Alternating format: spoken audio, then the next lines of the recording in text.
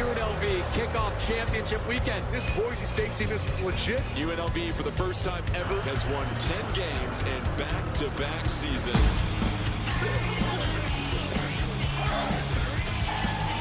No one to beat. Touchdown, Broncos. It's picked off. Boise State explosion. It's on. Touchdown.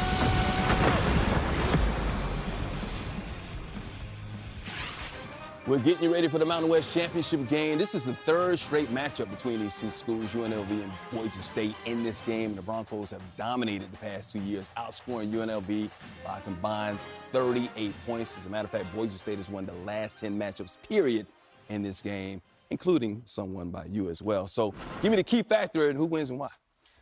I'm going to go with the Broncos. It's on the blue. It helps having Maddox Madsen back. You know, I'm a little concerned that he hadn't played or practiced in a month. Will there be some rust? You know, it's cold and weathery, but I just have more faith in the Broncos. Dan Mullen's had a terrific season, but I can't pick against Boise State, not with him here. Wow. Very good answer. Oh, yeah. You know, I'm interested to see these run games. Calandria is a heck of a dual-threat quarterback. He ran for 87 yards against them last time. He'll probably be the fastest guy on the field. Boise State has a heck of a run game. They're more traditional. They have a three-headed monster with Sire Games, Dylan Riley, and Malik Sherrod. Those guys are really good. But the wild card is Maddox Madsen. Yeah. He hasn't played in a month. And it is different game speed than practice speed. And he's practiced all this week, full speed, but how is he going to adjust? We saw John Mateer take some time to get up to speed. So I don't think it's going to pick up in just the old Maddox that we saw a month ago. So if you're Danielson, how do you adjust him? How do you get him back into the stream of things, getting involved in the I'm game? hoping there's probably some easy completions, should be some short, easy completions, get his confidence going, get him believing that he can do that, and spread it out a little bit from right there. Madsen's not a runner. He can move, but that's not his game. He is a thrower, and he threw 4 touchdowns the first time they played this year. That was how they really broke it open. So they're going to need his arm. Establish the run game, get him on their heels with that, and then let him throw the ball a little bit. Yeah, and I think unlike Mateer, I know that's it's a healthy comparison. They have more dynamic running backs. I think they can lean on, and I feel like right now they're not going to face the Texas defense here in UNLV first time out. Yeah, UNLV's struggled to stop the run, so that should be a favor. The weather might be interesting here, depending on how wet the ball is. Could hurt the pass game. May help UNLV in their run game. Let's say UNLV wins. They're 11 wins. Could they? Let me start. Don't start. Could they jump Jay? Who knows? We're getting close to kickoff. Let's send it out to Boise and the guys calling the game, Jason Benetti and RG3. We'll see you back here at the half. You know, beginning of the year, you might as well just book your flights to either Sin City or the Treasure Valley. UNLV and Boise State together again. As the guys mentioned, it is raw, it is cold, it is rainy, but it's Boise State and UNLV one more time for the Mountain West Championship game. The band is on the field. We are ready to go from Albertson Stadium. The last 2 years, though, all Boise State. 2 seasons ago, they had questions about their coaching situation. Spencer Danielson named the permanent head coach after the 44-20 win. Then Ashton Genty, a real coming out party for the nation last year. A win 21-7, 209 yards on the ground, and that breakaway touchdown that so many saw. Jason Benetti, Robert Griffin III, Alexa Landestoy downstairs. These teams are like Ross and Rachel. Like they always find each other somehow, some way. Yeah, they seem to always find themselves in this game. And although the year was a little weird for both of them, this is probably the most important game of all of college football right now. They got some big implications on the line in this one. Yeah, when you say weird, both teams lost back-to-back games in conference play. They're not supposed to end up in the title game when that happens, but they're here, and the implications you're talking about, James Madison and Troy happening right now, Duke in the ACC title game, you never know. A backdoor college football playoff game might be in store. Yeah, and that's what UNLV has on their plate. They're trying to focus on the right now because they have to take care of tonight and get a win against Boise State. But if they get a win and get to 11-2 as the Mountain West Conference champions, get some help tomorrow and maybe tonight, they have a legitimate shot at getting into the college football playoff. They certainly do. Let's start with UNLV and a quarterback who is an absolute joy to watch throw, but run as well, Anthony Calandria. Yes, Anthony Calandria is electrifying. I mean, this guy is the rebel lord. When you watch him play the game, you're not going to have much fun. Everybody says, hey, Johnny Manziel this. He's not. He's Baker Mayfield with a battery pack in his back. This young man has showed improved throwing of the football. He is the Mountain West Conference Offensive Player of the Year. He isn't a quarterback who just runs. He's a quarterback who can run, and he's shown that off all season long. He should get some help from Jaden Bradley specifically, who had just one catch in that first meeting. Yo, he's got some goons coming with him. Talking about Jaden Thomas, everyone knows him as Jet. He leads the FBS in yards per carry, and Jaden Bradley has all the fixings that you want from a wide receiver. Got to get him going early in this one. We'll talk about why that might happen from the Boise State side in a moment. But UNLV, 10 wins again this year. Let's meet the Rebels.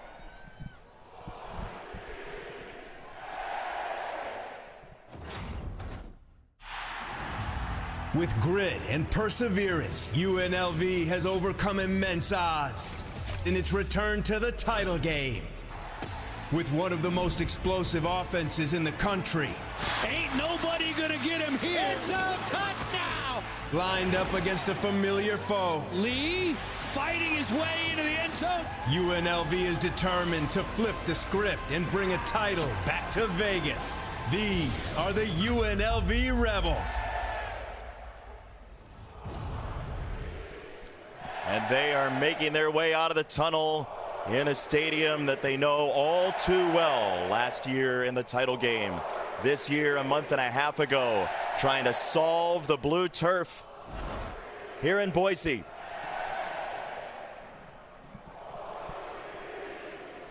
So look, the Boise State Broncos, if you're watching this game and you watch it every year, you say, they're always here. Yeah. They're always here, they always make it here. There was a moment, even last week, that it looked like they wouldn't be. But they have their quarterback back now. Oh, yes, they got Maddox Madsen back. He was out for the last month with an ankle and a foot injury. And when I tell you this man is the kryptonite for UNLV, he's undefeated against him. 3-0. Leadership is something that keeps coming up when you talk about him. It's like, well, he's not the tallest and he's not the fastest, but you know what he is? He's a football player, and he always shows up when his team needs him to. When the throw needs to be made, he makes it. If he's got to run or scramble, he gets it done. So Ashton Genty isn't here. So you know what? They're going to throw it 80% of the time. Of course not.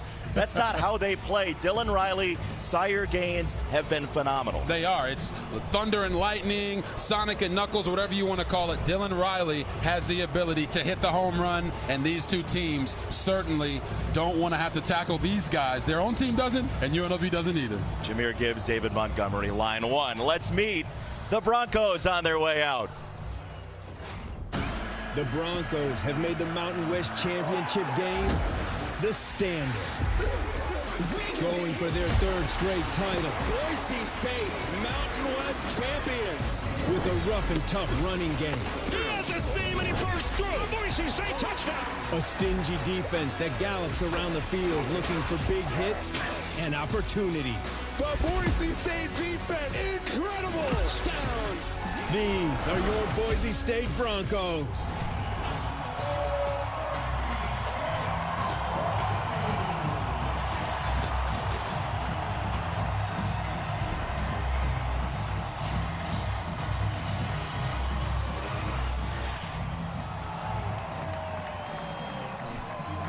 They have been that hammer personified back-to-back years against UNLV.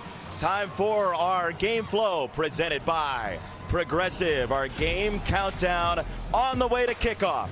Boise State and UNLV.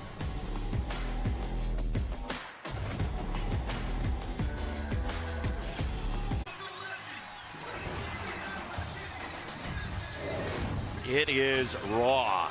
It is chilly. It has been raining all day here in Boise, Idaho, and braving those conditions for us downstairs is Alexa Landestoy. Hi, Alexa. Hey, JV. It's not raining anymore, but this is certainly not the dome at Allegiant Stadium. But UNLV is ready for the challenge. They practice with wet footballs all week, trying to simulate these conditions. Coaches and players reminding us that they played an even worse. At Wyoming, it was snowing so bad they couldn't even take the field for warm-ups. I watched these players out there on the field when it was raining. They were testing out their traction, making sure they had grip out here on the turf. But rain, sun, snow, it doesn't matter to fifth-year senior Marcel McDuffie, who came back to UNLV for this exact moment. He has never beaten Boise State throughout his collegiate career, and he wants to change that. And on day one, Dan Mullen put up a slide and said 319 days till the Mountain West Championship game.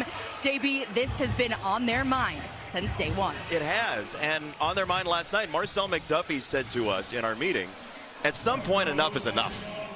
And if there was a headline for this game for UNLV, it would be that. But Spencer Danielson has done a marvelous job. Here at Boise State, there were lines of players trying to tell the administration that he was the guy after that first title game win over UNLV 2 years ago. Here he is again in maybe his best coaching job. Boise State, UNLV, Mountain West Championship on the line. Here we go. Colton Boomer drives it through the end zone. And Anthony Calandria said to us last night, I am here for this game. I came to UNLV for a title. Yes, he wants to win a championship, but he was sold on coming to UNLV because Dan Mullen told him, I'm going to make you a great quarterback, not just a great athlete. And you can see that right there. Only one of 4 FBS QBs with 3,000 yards passing and 500 yards rushing. This guy is absolutely entertainment in a bottle. Be ready to hold on to your seats, people, because when this guy starts running, it's fun to watch. This is a team that's top 10 in yards per play in the country. UNLV can score. Boise State can play defense. Max Stiege, the junior from Germany, with a big hit on first down against this offensive line that is makeshift of a bunch of transfers. Yes, bunch of transfers, but when you ask them who's the craziest guy up front, they say it's the left tackle, number 72, Will Thomas. Look for him to really establish himself on the edge in the running game. And then for the skill guys, you're talking about Jaden Thomas. That's the last time you're going to hear us say his name is Jaden because they call him the Jet. He can roll out in space. They want to get him at least 2 to 3 yards down the field before he hits contact. Calandria wants to throw. Now he'll run, chopping those steps straight up the boulevard of the defense for a first down. That's what he did in the first meeting. That's what he's done all year. Yes, you're going to watch number 53, my man Marco Notriani. He has absolutely no chance. First read's not there, boom. Don't you dare try to put a spy on me. They call him the Rebel Lord for a reason. Or I guess I just call him the Rebel Lord. Yeah, you did.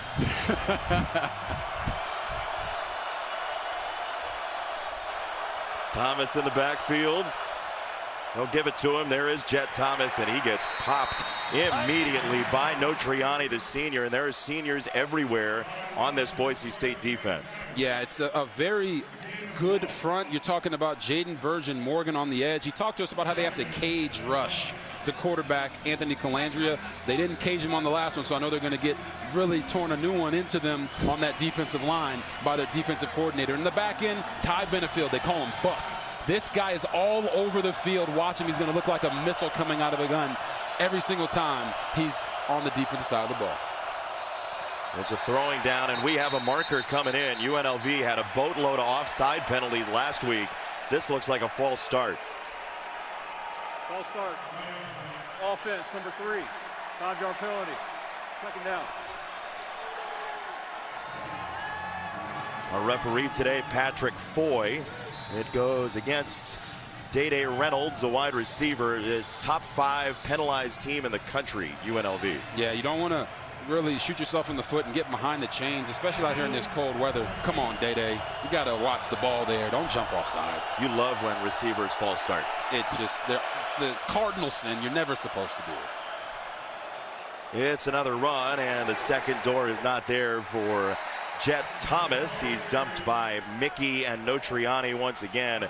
Look, We heard it last night from Calandria very early in our conversation. He said we got to get him to base defense on third down. It's got to be third and manageable, and we'll see how exotic Eric Shenander gets, the coordinator for Boise State here. Yeah, as they get exotic, they want to confuse the quarterback, make him pause and not know what the back end coverage is going to be. Right now they're showing 2 high safeties looking like they're going to roll down to 1, and they want to change that picture on the quarterback every single time. Calandria loads up. He fires far side. It's a first down to the 41 to Jaden Bradley. Lost the ball. It's on the ground. It's Benefield on top of it. The ruling on the field is a fumble recovered by the defense. So officially a fumble. Progress was not stopped. So that is not a piece of it. The question is he down?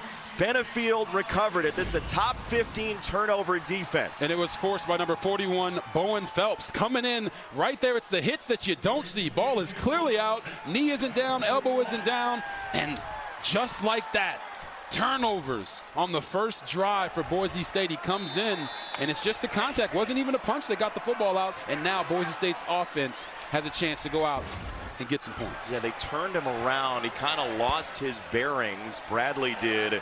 And now Boise State's running offense against a rush defense that has struggled this year. Dylan Riley on the carry for 4 yards, but Maddox Madsen told everybody in this program he's coming back this year after the injury on the 1st of November. A lot of people didn't think he would be able to, but look at these numbers from their first matchup in October. 14 completions, 4 touchdowns for 253 yards. That is the epitome of efficiency. This is an NFL-style offense that's going to use multiple tight ends and constantly move the pocket to keep you on your toes. There's motion. They motion about 2/3 of the snaps, and that's incomplete for Chase Penry. It'll be 3rd down and 6. The left side of this offensive line has been awesome and together quite a while. Yeah, they have. You're talking about 2 all-conference offensive linemen in Cage Casey and Mason Randolph. You're going to see them try to run that football to the left side because they know that that is the strength. And then at the running back position, Dylan Riley, he can hit the home run. We know that none of these guys are Ashton Genty, but they are great running backs in their own right. The motion, Cameron Bates. And throw the opposite way. It's the tight end, Lauder, and he gets drilled immediately by the safety, Jake Pope, the transfer from Alabama by way of Georgia. Woo! Beautiful. They're going to run a nice branch route. He's going to outside release on that defensive end, push vertical, run the out, and watch this catch. One hand with the contact. I mean, you want to talk about physical? Boom! Hey, my look, one hand. I don't even need to. You got to love Matt Lauder right there. He has been Mr. Reliable for them a lot, but great tackle there by Jake Pope, and now Boise State has to punt. Boise State did fake a punt in the first meeting here. This is territory where you might think about it, but Oscar Doyle will kick it away. It looked like he was gonna. He shimmied for a while, though, I'll tell you that much. Do I, don't I, do I, don't I? Shimmy might be the greatest description of what we just saw right there. You don't want to be driving behind somebody. You got their blinker on for, I don't know, like a mile and a half. 42-yard punt eventually. Calandria and UNLV back next. Oh, no, it's our final edition of Three's Keys this year. What do you got? All right, first and foremost, Nuck if you buck. Talking about UNLV, they can't be out physical by Boise State today. They have to show up and fight back and get their bike back. For Boise State, hey, there's a wanted rebel on the loose. His name is Anthony Calandria. They got to make sure they keep him caged in and don't allow him to get freaky with his legs. He's going to load up a deep ball. They like to take shots, and that is incomplete. More than 1/5 of their passes go at least 20 yards in the air. Yes, they are a vertical passing game. And for that vertical passing game to work, it's that last key for both teams. It's Jet 2 holiday, guys. Nothing beats a Jet 2 holiday. And we got 2 Jets on the field. UNLV's Jet Thomas and then Boise State's Dylan Riley. Whichever one of them can get going early on 1st and 2nd downs will win this game for their team. The running game is just as important as the passing game in this one. You've been watching commercials on your trips to Europe. Here's a handoff, and that's not going to go anywhere for Kevon Lee. It's 3rd down and long. No Triani again in on the stop. The senior who's seen 5 years now at Boise State. And that's kind of the contrast here, right? You have UNLV, which is like a pop-up shop in some ways, but a really, really, really good one. And you have Boise State with all this roster continuity. Yeah, Dan Mullen told us, hey, Boise State has more guys coming back as starters than we had guys on the roster when I got here. He had to completely put this team back together. And they've got some dynamic players, but can they be the togetherness that they need to knock off Boise State? There's a penalty. And if not for the penalty, there might have been a big hit on Calandria. False start. Offense, number 2. 5-yard penalty. 3rd down. That will get very tiresome for Dan Mullen tonight. Now we've got the receiver jumps off sides. We got the running back, Kevon Lee, false starting. Like, what? These guys are supposed to be keying into the football in the quarterback's voice. There's no reason for them to be getting these penalties and putting themselves even further behind the 8 ball. Now it's 3rd and 14. You got to be safe here. Boise drops the linebackers back. It's a deep ball on 3rd and 14 and incomplete. Bradley, the intended target. It is 4th down for UNLV. They go fumble and then 3 and out on their first 2 possessions. And if you're Anthony Calandria right there, just keep that ball in bounds. Your star receiver, Jaden Bradley, wins that matchup very clearly. If you just give him a shot in bounds, he's still running for a touchdown. There's no need to be safe. If you're going to take the shot and throw a bullseye. Oh, they're going to take their shots. They have a Will Rogers offense. There's no shot they don't like. As Sherrod waves fair catch, bobbles it, and then reels it in. You know, Vegas has the magic axe, not Boise. Timeout on the field. The Broncos will have it when we come back to Idaho.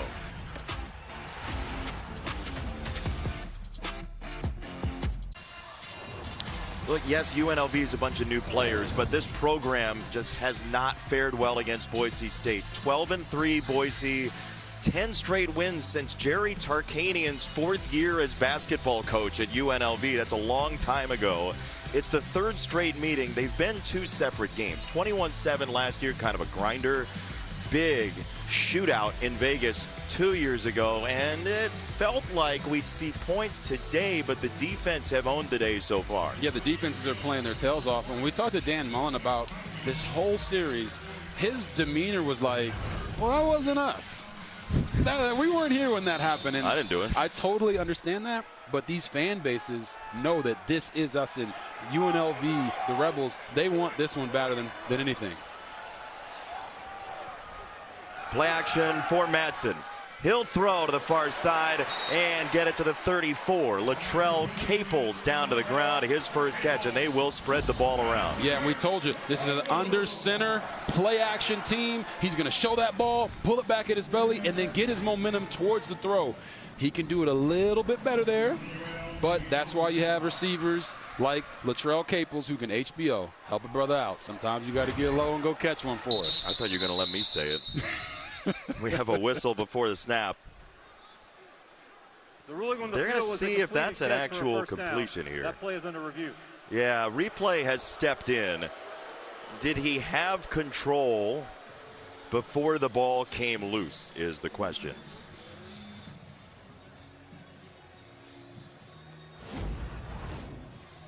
Let's see. Ball catches right there. It's on the hip. Now let's see if it hits the ground. Yeah, that's an incompletion. But did he have control is the question. Mike Pereira has the answer for us. Mikey P, how you doing? Well, I think I have the answer, and I'm going with Robert on this one too, by the way, that, he's losing the ball as he's going to the ground. Doesn't really have complete control. Ball bounces out and then it hits the ground. Certainly looks to us like it is incomplete. Replay did a good job, by the way, of catching this. To be clear, I didn't say it was a catch. You're going with Robert. I was just wondering if it was. We're just making sure. Mike, thank you. Thank you as always. You have been phenomenal with us this year. We are so glad to have you. You're the best. Well, if it's not a catch, then he did an HBO. I don't even know what subscription service would that be, Jason. You know what? With all the mergers, you don't know. It's tough to know. It's taken a little bit of time here, so we'll see whether or not they change the call. The question is, do you have enough to overturn? Mike says so, you say so. I agree with y'all. It looks like that's an incomplete pass. But Boise State has come out and thrown the ball predominantly so far, which is a bit of a surprise. Yeah, this is a run-based offense where they want to get their backs 20 to 30 touches in 3 quarters, not 4 quarters. So a little surprised with the weather, the way that it is cold. You want to make this UNLV team feel you.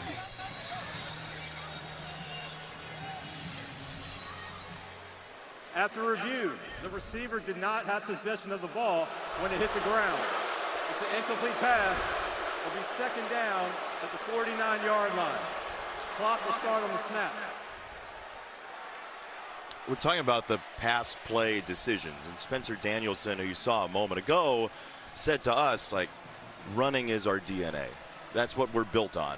And so you would imagine this play call is like they can't go 3 and out off 3 passes. No, they can't. They got to get this thing rolling, and you got to get Maddox Madsen rolling as well. And sometimes that is handing the ball off and watching your running backs go to work. Or the screen game. Or a sack. Down goes Madsen. Lucas Conti threw him to the ground. Yeah. So they didn't do what we told them to do, and it didn't help him, right? Lucas Conti right here on the interior. Watch him with this beautiful just swim move. That boy is swimming in the blue. And he got to the quarterback quickly, and those are the hardest guys to get off of as a quarterback. Pressure immediately into your face. Look at him. He's like, yes, sir. I'll be here all night. By the way, Robert, this is one of the best third down defenses in the country. They let up under 30% on third down this year. They'll rush 3. Madsen down the middle. He's got it to Penry. First down and more. Chase Penry all the way inside the 15. It's a 45-yard gain on 3rd and 17. Oh, yeah, and you're going to watch my man right here. This is linebacker Marcel McDuffie. Watch how Maddox Madsen moves him to the right to open up this throwing lane to Chase Penry, makes that tough catch, and then after that, it's all him getting the ball all the way down near the 10-yard line. Chase Penry's high school playing for his state title this weekend. Cherry Creek, the powerhouse in Colorado. It's a handoff. It is Gaines. And he is chucked down at the 10 by Jalen Lee. 2nd down and 8 coming up. This UNLV defense allows the 2nd most yards per carry in the country. Over 6 yards per carry. Only Rutgers is worse. Yeah, it's been a area of focus for them, certainly over the entirety of the season, but really the last couple weeks to say we just have to want to stop the run. Guys can't be trying to do other guys' job and jumping out of gaps. Do your job. And right now they're a little confused on the defense side of the ball. Let's see if Boise State can take advantage. Yeah, Patterson was chasing around Gaines, the tailback who was split out. Now they'll motion Caples as well. Madsen scanning. He's going to run, put it in his right hand. On the move, Madsen to the end zone. Touchdown.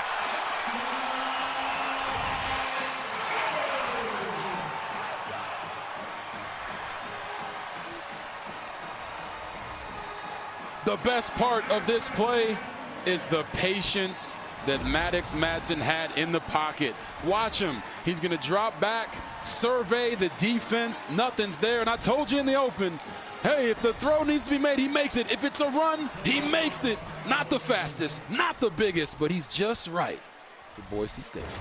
Well, look, he spent all those days in the training room in order to be back. And Spencer Danielson said to us yesterday, when the team hears his voice, and they were very happy with Max Cutboy, very happy, but when they hear Maddox Madsen's voice, they think it's time, boys.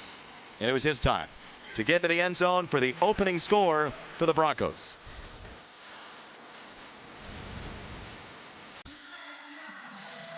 He was an over 400 hitter in his baseball career. Baseball pervades his family, but Maddox Madsen showing that catcher-like toughness for a 10-yard touchdown run and a Boise State lead. He's got the shoe off right now. He's an ankle and toe injury, but he looked okay there, huh? Yeah, he looked great. I think, you know, in these situations when you have an injury going into a game, sometimes it feels better when the shoe is off or the brace is off. So probably just giving them little critters a chance to breathe. Good use of critters. And the kickoff will Sail to Bradley. He will return it across the 20, and for more on that shoe of Maddox Madsen, here's reporter/podiatrist Alexa Landestoy. That's me. Hey, JV, you touched on it. Maddox has been living in the training room since returning to practice. He tried out 4 different insoles, multiple variations for comfort and flexibility. You're seeing all 4 here pictured. On the far left was the first one he started out with, a carbon fiber plate that he said was brutal to wear. It wasn't comfortable. He wanted something a little less bulky, a little more natural. They scanned his foot, made him a custom sole. That's what he's wearing here today. JB, the cleats are the same. The insoles are different, but clearly on that touchdown run, he's not showing any discomfort. That was phenomenal medical work. Alexa, incomplete. There was a free runner coming. Lions, the intended target. Mickey on the coverage. Calandria had to get that away. Rapid fire. Yeah, Zion Washington came off the edge, and you're going to see a lot of edge blitzes from this Boise State team. Lions is coming from depth. Right there, going to come right off the edge, unblocked, get to the quarterback, making him have to throw the football sooner than he wanted to. But I want to see this UNLV offense get the running game rolling. They've got 0 rushing yards from their running backs right now, and it's putting a ton of pressure on the QB. What else is putting pressure on is penalty markers. They've already had 2 false starts. Here's 3. Offense number 8, 5-yard penalty, 2nd down. And it's another on a receiver. It's on Lions this time. Tayshawn Lyons, I mean, guys, what are we doing? This is probably why they can't get the running game rolling. It's because they find themselves in second. This guy right here, Tayshawn Lyons, they keep finding themselves in these bad situations. Watch the ball. It's attention to detail. If there's ever a time to lock in, it would be in this game. This is the Mountain West Championship game. They will roll Calandria for the throwback they love. Back to the other side, and it's a first down for UNLV to Reynolds. Man, you said it early in the week. This play is rare, but it works for them. It works for them. It's weird. It's a dash away concept where they're going to run the quarterback. They're going to run him back over this way and then throw the football on a dagger concept back to the field. You got to be athletic, have great arm talent, and good vision. And the reason they do it is because Calandria is short. And now they're in the Wildcat with JoJo Earl. Here is JoJo Earl ducking through. He spins and gets popped by Kaywood after his short gain. JoJo Earl is a guy they will use in this type of situation. He's got 9 carries now to transfer from TCU. And Jason, you're going to see a lot of unique formations, unique play calls. We just showed you that dash concept. Be ready for them to do that same dash concept with a sail route. Post over the top, corner by the slot receiver. You're going to see Wildcat. Hey, this could be the last regular season game of either. This is the last regular season for either of these teams. They're not going to hold anything back. Oh, no reason to. Calandria on the move across the 45 to the 49. And Ty Benefield strikes him there. It's very close to the line to gain. You're going to see he's reading Max Steege right off the edge, and he said, you know what, he goes down, didn't go down too far, but I'm just a better athlete than this guy. Using the football to tell his guys where to go block, and then trying to go run over the safety, Ty Benefield, at the end. Calandria said he's always juiced up. He looked juiced up right there. We asked his offensive coordinator, Corey Dennis, who he runs like. The answer was Captain Jack Sparrow on the sand in the Pirates of the Caribbean movies. Lee on the Wildcat is pushing forward for the first down. He had Matt Burns as the engine. I got to tell you, you turn on the tape of Calandria, the way he chops those steps, it's something. And the fact that his offensive coordinator said that, Jack Sparrow, and Calandria loves it, by the way, is magnificent. He almost takes it as a compliment because it is. When you watch Captain Jack Sparrow run, it's chaotic, but it's under control. He knows where he's going, and those choppy steps are to get him rolling faster. Yeah, it's a fluid emergency. And here it goes again. Calandria with his eyes up, throwing downfield. He is so good at that. It's a first down to Tayshawn Lyons. He's running to throw, Robert. Yes, I told you guys this earlier. He is not a running quarterback. He is a quarterback who can run. Look, eyes are up, tells this guy where to go. Tayshawn Lyons, come on, man, come with me.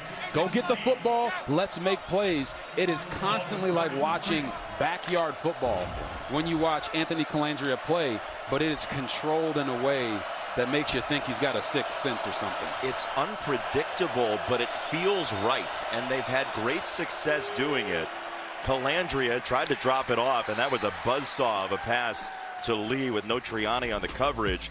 This offense has been cooking. If you haven't seen them, 37 points a game, best in the Mountain West, 11 games, 30 plus. This is why we felt like this would be a high-scoring game, though they were bottled up early. I mean, they're getting first downs in a play and a half. They have the ability to score points in bunches. I mean, they can put 50 on you, and now it seems like they've worked out some of the kinks, cut back on the penalties, and now their quarterback feels like he's in flow state. It's Lee on the handoff. It's almost a jarring handoff, too, the way he gives on the delay. Yeah. We talked to their offensive coordinator, Corey Dennis, and he reminded me of how important it is for the quarterback off of these zone read actions to continue on their motion, on the fake, so they can pull defenders out of the way for the running backs to have cleaner running lanes. That's why you're going to see Anthony Calandria constantly today working off of those fakes to do everything he can to open up holes for his guys. Middle of the field is wide open here on 3rd down and 10. Calandria, far sideline, tough play, incomplete. Jeremiah Irby on the coverage of Bradley, and Irby has gotten better and better after the injury to Amarion McCoy. Irby played this well. You're going to watch him. Irby, he's going to keep smart feet, slow feet, gets his eyes back, and then gets his hands up when the receiver starts to reach for the football. There's no pass interference there. There's no way for the ref to throw a flag. And Irby's got 4 interceptions and is playing at an extremely high level. Viella on to tie his long for the year from 50, and it's leaking, and it's no good. Well short. Kick is no good. Spencer Danielson has been the conductor of the crowd orchestra so far tonight. Coach, your thoughts? He said short. He was right.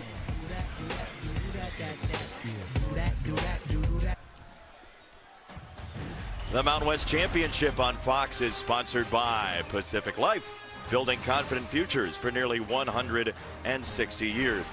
If you like volatility and big plays and SimbaCam, you came to the right place for the first meeting. Here it was mid-October, 56-31, close game at the half. A pick 6 for Boise State certainly helped, but it's rolling around in both of these coaches' heads. Yeah, it is. Those second half adjustments, I got air quotes up here, helped Boise State go out there and really put a hurting on UNLV. This is the 6th passing play for Boise State, and it's on the money to Bates. Cameron Bates all the way inside the 25. Ooh-wee. Cameron Bates, you're going to watch. Maddox Madsen's going to roll. He's going to pull the coverage. Watch the safety go with him and open up this big gap. They said, hey, UNLV, you want to run some dash concepts? Guess what? We can sprint opposite and throw it opposite side of the field, too. There is the screen game. It's Caples rummaging his way for another first down. Down to the 11. Boise State clearly feels like early passes to set up maybe later runs. Early lead, very important, it feels like. Well, they knew coming into this game that UNLV was going to be extremely focused on stopping the running game. So they went the counterintuitive way to say, well, let's just throw it early and see if they can handle that. And right now, it looks like this UNLV defense is being caught off guard early in this game. Here's a run. Boise State sees the 7th most 8 men in the box defenses, 8+ in all of college football.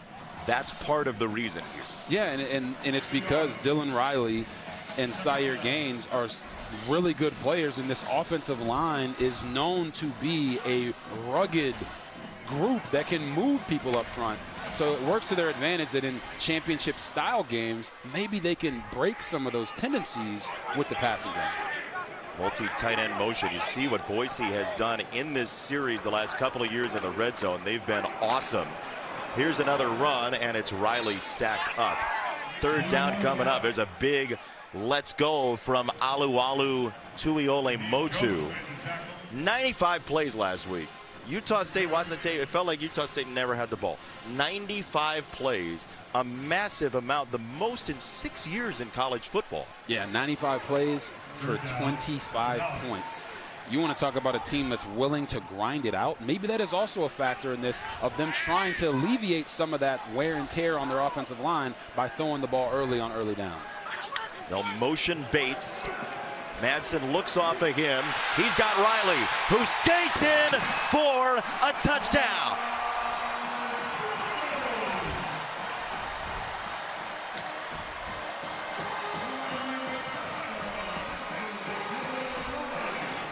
Early on, it's a blue Christmas.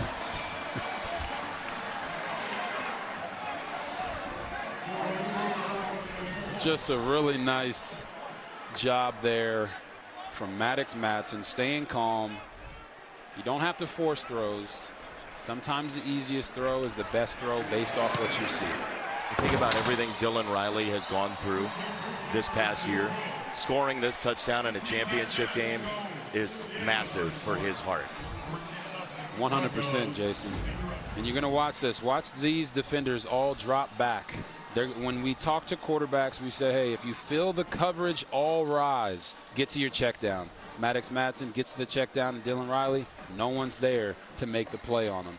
You talked about Dylan Riley and what he's been through this year, losing his father suddenly during the summer. To come out here and to score this and to hit his jet celebration anytime he makes a big-time play, dedicating that to his father, it means more to him to have these opportunities in these moments. He lost his dad, Willie, over the summer, and you see the hard-working behavior here. Riley's on the kickoff coverage team, loses his dad over the summer, and talking to us during the week, it was such a mature thing to say. He said, like, look, my dad never would have wanted me to sit and think about him for 24 hours. He tried to build this life for me. I better go pay that off. And like, I don't, for a 20-something to say that, you know, somebody who's a teenager turning 20, like, that is incomparable. And we talked to him, and can't you imagine that his dad is looking down on him right now and saying, yeah, I'm proud of you, son, for doing what you're doing and playing the game the way I taught you to play it. That's how he honors his father.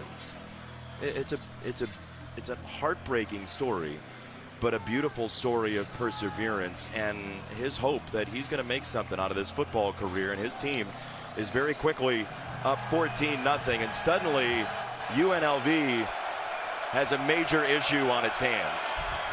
Calandria caged in, and he will sail it incomplete over the head of Thomas. Jaden Mickey was right there when Calandria opened the door. In the area. Second down. Mickey was right there on the ring camera. Yes, he was. And like I said, you're going to see a lot of edge pressure. How do you cage rush a quarterback who is quicker and faster than dang near every single guy that's on the field? You pressure him to force him to stay in the pocket. And they're trying to force UNLV's hand in play calling as well. They're going to have to start getting to their 7-man protections that they talked to us about to try to push the football down the field. So onto the triangle set, it'll be Caden McGee, the wide receiver who got bottled up by his own guy. He had a receiver in front of him, Bradley, who was basically a landmine, and Benefield made the stop. So UNLV has a big third down on the other side here. That is the end of the first quarter.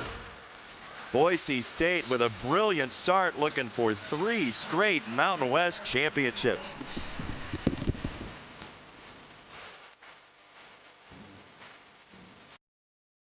Well, Coach, not as many rushing attempts as we're used to seeing from you offensively. Was that a part of the game plan, or just what the game dictated from you to start? Yeah, first off, thank you, Jesus, for an opportunity to be here and coach this game, man. So blessed and love our team, and we're battling. We're battling. I mean, we want to be on the attack in all 3 phases. That's the mentality of our team, and sometimes that's run the ball, sometimes it's throwing it. Proud of Maddox and our O-line, receivers making plays, running backs making plays. We just got to stay on. It's a really good football team we're playing. Thanks, Coach. Thanks, guys. Tendency breakers so far, Boise State. 3rd down and 7. Line holds up. It's a throw, and it's going to be short. O'Meara with the catch He is 2 yards shy. Jaden Mickey in the open field tripped him up. A beautiful tackle. And it was so nice because Jaden Mickey had to run through so much trash just to get to Omire and make that play. If you're Omire, you got to get your legs up. Don't jump and dead leg it. Keep him rolling because Mickey, maybe he misses you. But in this situation, now you're off the field again, down 14. This is the worst possible start for UNLV. Oh, and not a good punt by Cam Brown. Yeesh. Boise State will have good field position, but it's time to go full Sir Edmund Hillary with a Bronco who has the apex on his mind. I claim this land in the name of the Snake River. 96-19. 9 championship game appearances. And a 33-yard punt sets him up. This has been the gold standard in this league. Boise State once again in the title game. Gaines on the run, crashing forward for 8 tough yards. So when you score 14 points in the first quarter in the last 22 years, you ask, how'd you do if you're wearing blue? The answer is you win. Oh, my goodness. You want to talk about a team that's been dominant, right? The word on the street right now for UNLV is that they're front runners. That if you punch them in the mouth early, they'll lay down. Boise State is trying to do the same thing to them here. And this is UNLV's opportunity to show that that's not who they are. Gaines was close to the first down line. That is the plan, though, it feels like, for Boise State. We saw it with Ashton Genty, and even for Spencer Danielson this year, as it's 3rd and 1. He said they go back and they watch runs from the first half and runs for the second half, and they compare, and they say, hey, what we did in the first with a lack of fatigue from their defense can change in the second half. They actually watch those cutups. And now the impact of it as you see them do the double tight end move. They love this set to run the football. Gains a tailback. He'll step through. He's got the first down.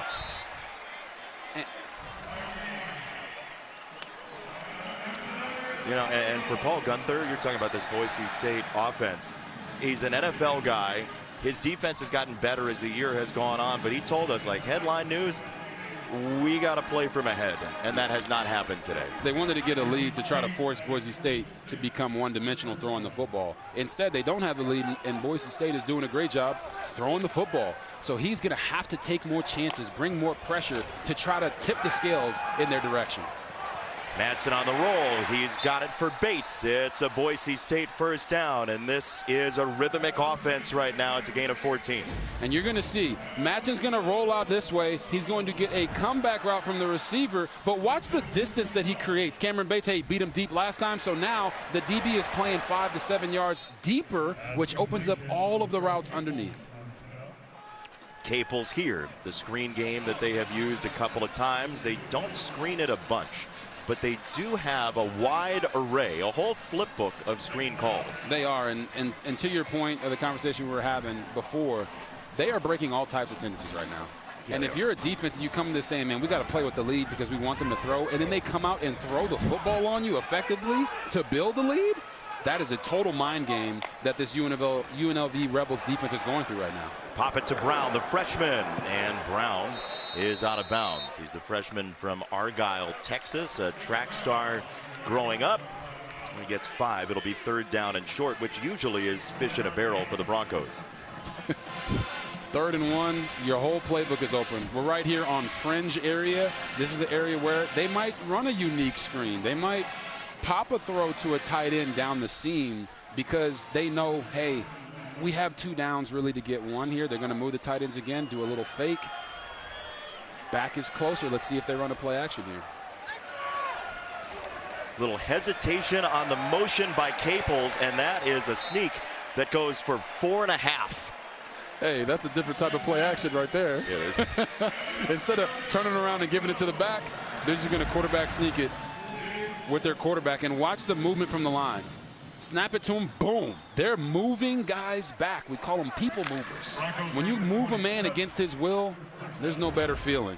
Now, I never played offensive line, but you know, I moved some people in my day. Have you, Jason? Every day. First down.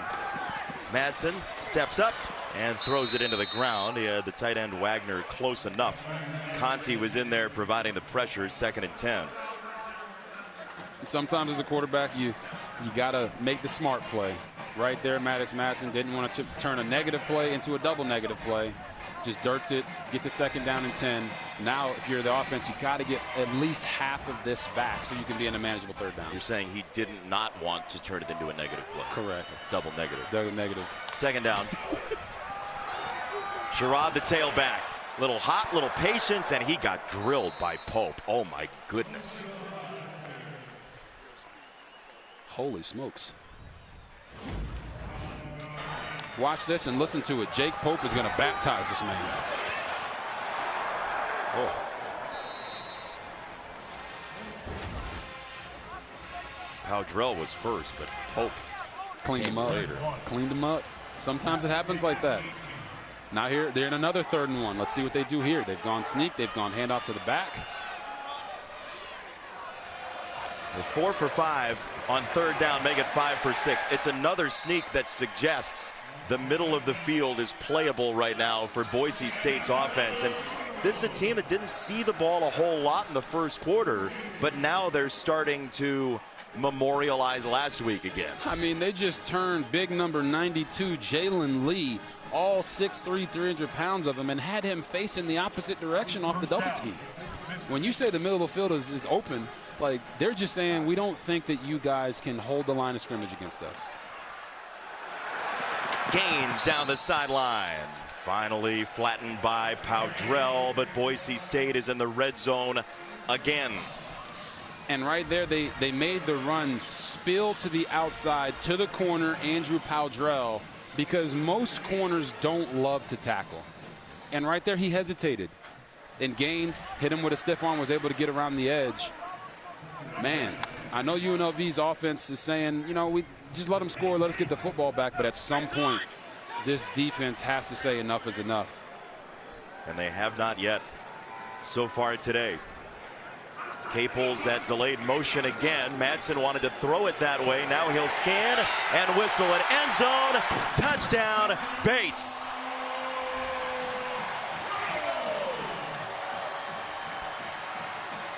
"12 plays to a score for the Broncos."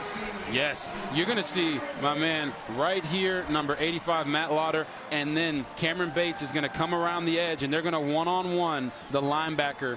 And if he chooses the underneath shallow, the deep shallow is open. That's what happened. They get a nice, easy touchdown there.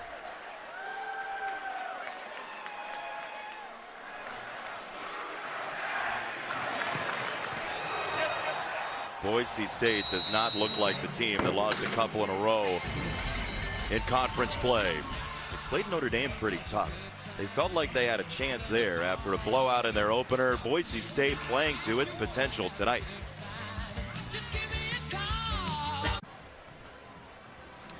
Well, that punt wasn't exactly a harbinger of things to come. Boise State's next 3 possessions went for touchdowns, and suddenly the dance party is on over on the sideline here on the blue.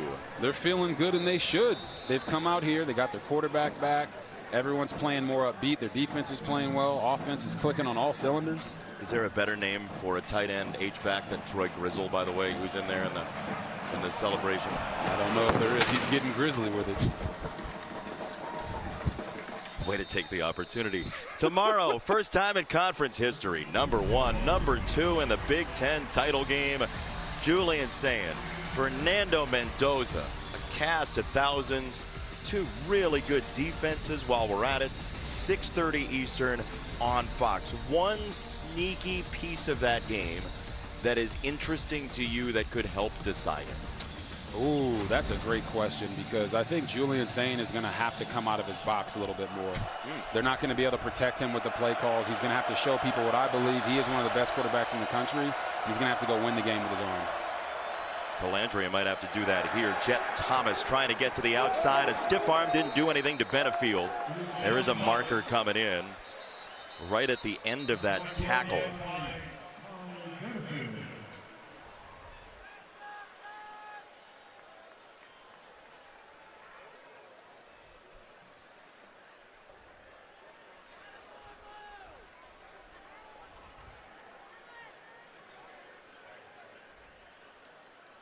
during the run, holding on the offense number 4. 10-yard penalty from the end of the run. First down. That is the 4th offensive penalty against UNLV and most against the wide receivers. Yeah, D'Angelo Irvin, you're going to see him right here, right there. Holding on, got a hand on the outside, inside. When they try to disengage, he continues to hold on to him. Ref sees and turns him all the way around. Yeah, I mean, that's holding in every single sport.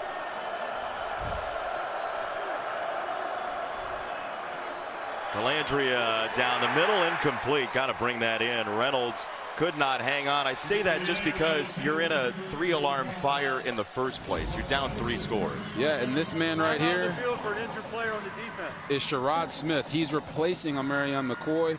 He goes in there, plays through the completion. Sometimes when receivers catch the ball, the DB stops. He plays through it, knocks the ball out, and the coaches have been really impressed with how he's played the last couple weeks. The injured party is a very important part of that defensive line. Braxton Feely. We'll check on him after this.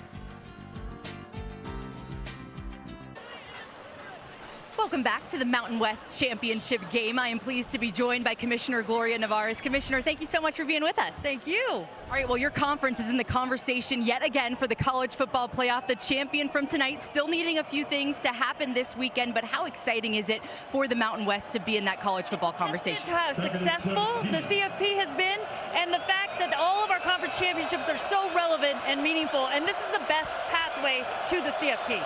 UTEP and Northern Illinois will join the conference in 2026-27. What will they help bring to the identity of this conference?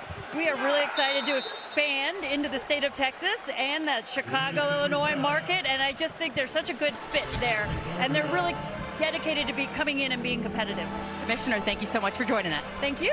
And JB, it's starting to drizzle down here on the field. Back to you. Yeah, that doesn't help UNLV, certainly, and the Mountain West has some very proud schools. It's been great football. We love the late night Mountain West. These have been tremendous battles between UNLV and Boise State, and boy, the Broncos are huffing and puffing right now on a 3rd down and 17 in the rain here in Idaho. Calandria drops it off. It's Burns, the tight end, and he is swarmed under by Notriani, who's seen so much football for Boise State. Marco Notriani making an open field tackle on a check down. They're hoping that, hey, we'll get a nice catch and run off of this. Nope, not with Notriani around. Does a nice job wrapping up and getting him down to the ground so he can't get any extra yards. The injured player for UNLV down at the 12. It is Malik McGowan, the left guard, the transfer from North Carolina. Coming up, it's the Liberty Mutual halftime. 1 against 2 for the Big Ten Championship. Will Indiana keep pace with Ohio State in their defense? Tulane battling North Texas for a playoff berth. And should BYU get into the playoff with a close loss tomorrow? Everybody's talking about the Canes and the Irish. How about BYU, Jason and Robert? Talk to you at the half. They're a really good football team. They're deserving to be in the college football playoff. Oh, yeah. Don't get me started on BYU. No, you're I deleted social media off my phone. Sherrod back to receive the punt from the 32. And he weaves his way all the way to the 44. I love your sense of humor. Maddox Madsen, so far, 2 touchdowns, 3 incompletions. Yes, I was going to say, it's just an incredible stat. Using his eyes to move coverage, not afraid to throw into tight windows. And then guess what? Hey, my foot and ankle is hurting, but it ain't hurting too much for me to find this end zone. He is using everything he has, putting his body on the line for his team. And then guess what? Football rewards you. When you make the right play and the right throws, you score touchdowns. This one right here, they put the defense in a bind. He is making the right decision every single time so far. You can tell he's excited to be back out there. Madsen right down the middle. That is incomplete. There was early contact and a marker against Powdrell.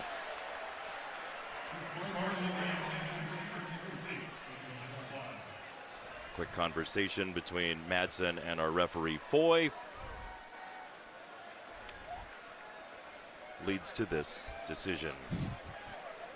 The drama. Pass interference on the defense number 4. The ball will be placed in the spot of the foul. It's an automatic first down. That is the 16th defensive holding or DPI called against UNLV. That's about 100th in the country, and more penalties than first downs is not the way to come back in this game. No. The one where you talk about, more touchdowns and incompletions or close to it, that's a great one. But that one right there just shows you that they're constantly hurting themselves. Madsen chucks it deep, down the middle, and incomplete. He wanted Bates. Welch had other ideas. Welch would have had his 5th pick if he could reel that in. Oh my goodness. LaTerrence Welch just showed us all why DBs play DB and receivers play receiver. It went straight through his hands, and Cameron Bates almost caught this on the way down. He got hit in the head with it. He got hit in the head. I mean, talk about the ball not bouncing your way. It hasn't bounced UNLV's way the entire night. There's a run on 2nd and 10 for Riley for 2. I mean, you hear the energy still from the UNLV defense, which they have to have right now. It's what I said earlier, Jason. There's a belief from Boise State that UNLV, when they get down, they'll just give it up. Well, right now, they're still fighting. And if this defense can find a way to get a stop and allow UNLV's offense to just simply stay on the field for more than 3 to 4 plays, they can claw their way back into this. Boise State has been surgical on 3rd down so far tonight. Penry in motion, part of the trips up top. It's a quick throw, and it is incomplete. Caples and Joseph, the matchup, and it's 4th down and 8, and you figure they'll try and pin him back. Yeah, look, Latrell Caples loves this inside slant route. He's going to get there, but it's the ball goes through his hands, and I don't know if he was looking around, which is very uncharacteristic for him. He's a guy that plays really fearless across the middle of the field, but you always got to look that bad boy in first before you go to make your move, and it looked like he was trying to do something before he had it. Boise State playing from ahead here has the opportunity to just go ahead and punt. Doyle for Irvin, and it had enough hang time to be caught at the 5-yard line. That is Josiah Alanis, who pulled it in on a 38-yard punt. And now a quick message from Walmart. Walmart's top brand gift surprised every last who. Walmart has Tony's? And Nespresso? Even Apple? Who knew? Ooh la la. Okay, Blazer. All right, Robert. Anthony Calandria and UNLV here offensively. What do you want to see? They just got to decide to put this game in Calandria's hands. They're backed up right now, so I wouldn't be surprised if they tried to run one just to get a little bit of space. But now they're going into the Wildcat, motioning them out. Earl on the run. And he is hugged down after a solid gain on 1st down by Sterling Lane II, the transfer from Arizona. And just like that, they've got a little bit more breathing room. So now you're sitting here 2nd and short. I wouldn't be upset if they went for another run here just to get a fresh set of downs. And then they have to just unleash Calandria, get him outside the pocket, protect the edges by putting the tight end off the ball so they can control any outside blitzes. You see the rain here. Lee on the run. He does have the 1st down and then some, all the way across the 30 where he's stopped by Benefield. But that is the breathing room you need. Yeah, Kevon Lee, you're going to see him just bounce this ball to the outside. Boom, gets inside, avoids it, follows his blockers, stays strong, runs through the arm tackles. He's a big fella who doesn't do a ton of cutting, but when he gets a full steam of motion, no one really wants to go low and tackle this guy. Seen big-time football, Penn State, Mississippi State for a couple of years each. Both those receivers have to get set. They do, Lyons and Earl. And a 1st down throw for Calandria. It's a crosser, and it's wide open for Lyons and a 1st down. And you talk about them bringing pressures. I want you guys to watch Kevon Lee pick up this pressure on the linebacker. Boom! That's exciting now for a quarterback. I know Lyons with a nice catch and run, but for a quarterback, when you see your running back has got your back, it lets you have a lot more confidence of staying in the pocket despite everything that's happening around you. That was Bowen Phelps, the linebacker, who he stopped in his tracks Calandria, deep ball, it is Earl, and there's a marker in. It is a catch, it's a first down if it stands. Yeah, that's going to be pass interference on Ty Benefield. Buck, holding, should I say defensive holding him on that route. That's where all the flags came from.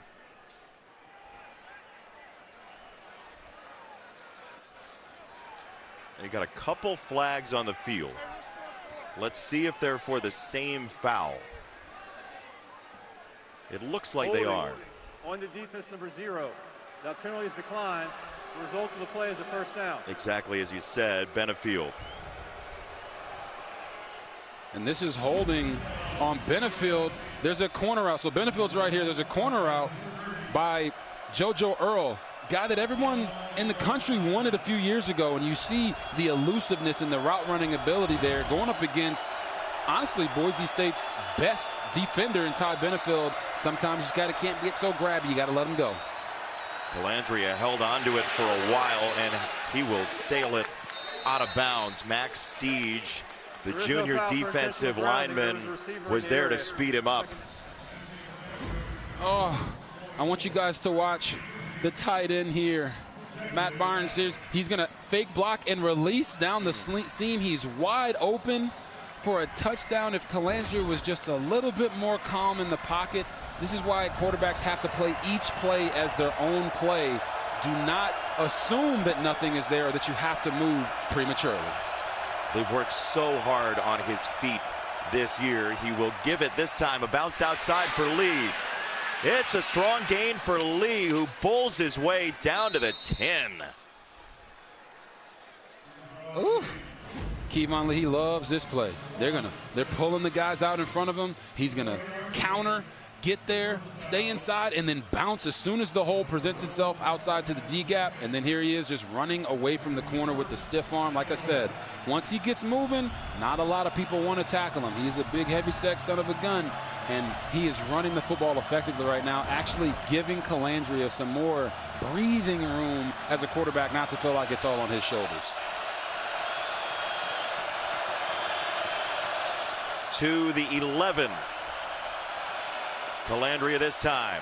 Virgin Morgan after him. Calandria nearly stepped out of bounds, and he threw it beyond the end zone.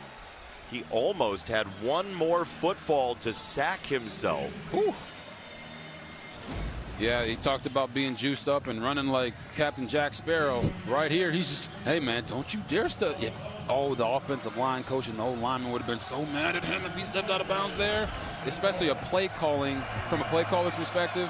Hey, if it's not there, don't put me 10 yards back now. Just get the ball out of your hands. We'll go back to 2nd and 10. Yeah, you're at the 11. It's your best drive of the game. Lee on the power run in a big way, literally into Irby, among others. It is 3rd down. He's a tank, man. Yeah, and they hide this so well, where they shift the quarterback and the running back over to get into Wildcat with the quarterback still in the backfield.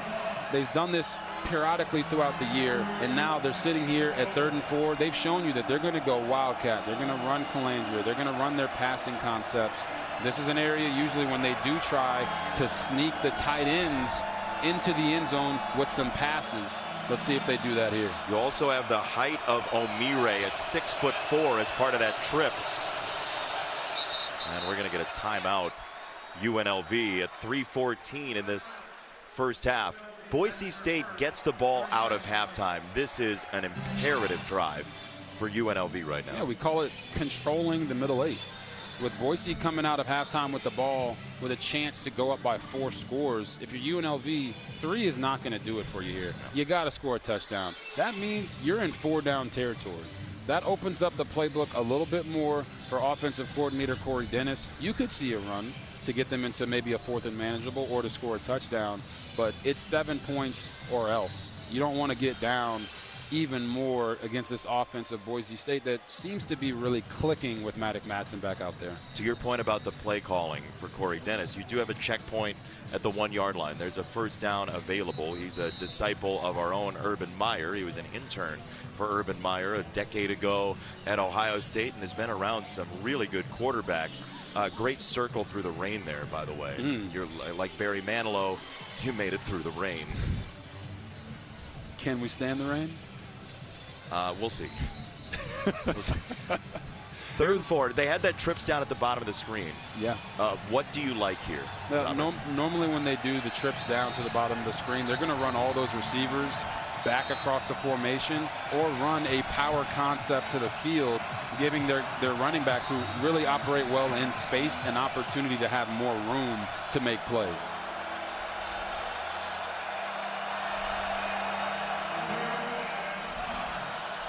Now they've set it up to where they have a one-on-one on the outside to the bottom of your screen right here.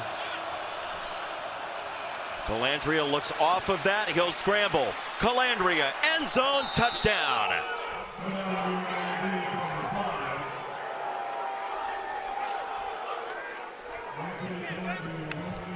Captain Jack will get you 6 tonight. Hey man, sometimes you just gotta get it done by yourself. But what I love about watching Anthony Calandria play is he's not making those decisions pre-snap. He's playing the game and allowing his keys to let him know when it's time to go. And we'll show you that right here after the extra point. What a response. It's a 95-yard drive in less than 4 minutes. They were totally backed up. Couple of runs, got him some breathing room, and now suddenly it's a game again. Rebels are on scoreboard. Yeah, and you're going to see Calandria, his eyes are going to go over here to this matchup with his receiver one-on-one first, and then he's going to say, okay, Omire's not open. Now let me go make a play happen when the rest of the defense isn't prepared for me to attack. He's not just saying, I'm just going to do it myself. He's saying, all right, here's my read. I come back, secondary's not there. Number 43 Boom, for UNLV let's go. is number 89. For more on St. Pete's finest, Anthony Calandria, here's Alexa. Yeah, he walked into our meeting yesterday and said, guys, I'm juiced up. He said he's always had that energetic type of personality since he was young. If we spent a day with his mom, Cameron, he said we would see so many similarities. His parents came to the game earlier this year against Boise State, but UNLV lost. So he said this time they're watching from the Bahamas, JB. A little different weather than here in Boise. Yeah, when your son says, hey, you know what? Maybe bad luck. Don't come to the game. You just book a vacation without him, I guess.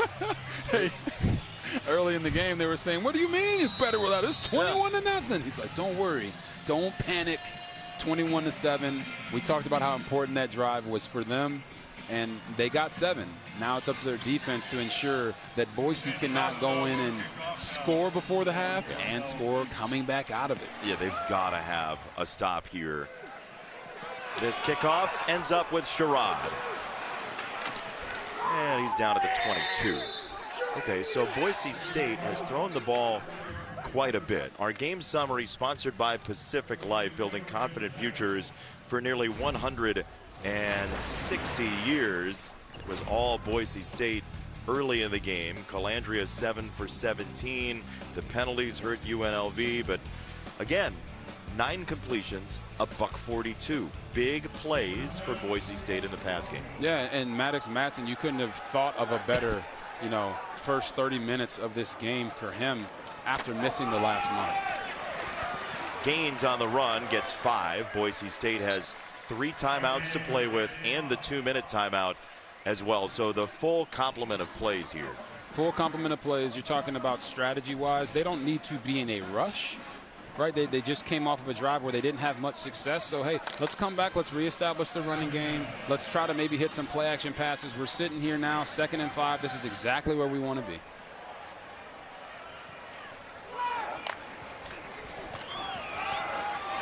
Straight up the middle, Gaines. Oh, he broke another tackle.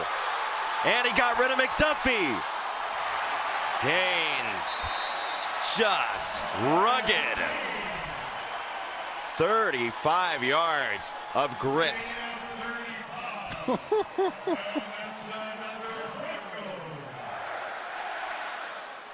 Sire Gaines, man. The thunder of the lightning and thunder combo just rumbling. You can feel those hits in your fillings. Yes, you can. He's got his man Jason Still pulling for him, 67. Boom, 2 guys can't tackle him. 4 guys can't tackle him. Sire Gaines saying, you're going to need more Rebels if you want to tackle me.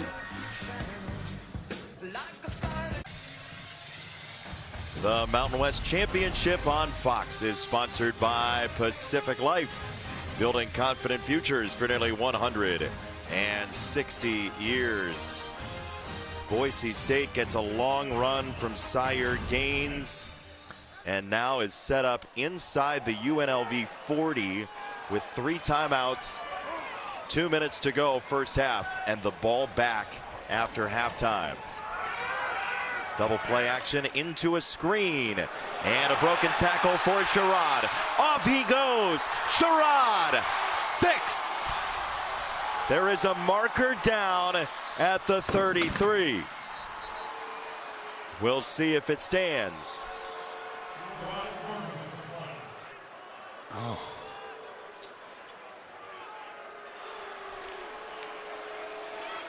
They're not saying blue, by the way. There is no foul for offensive pass interference.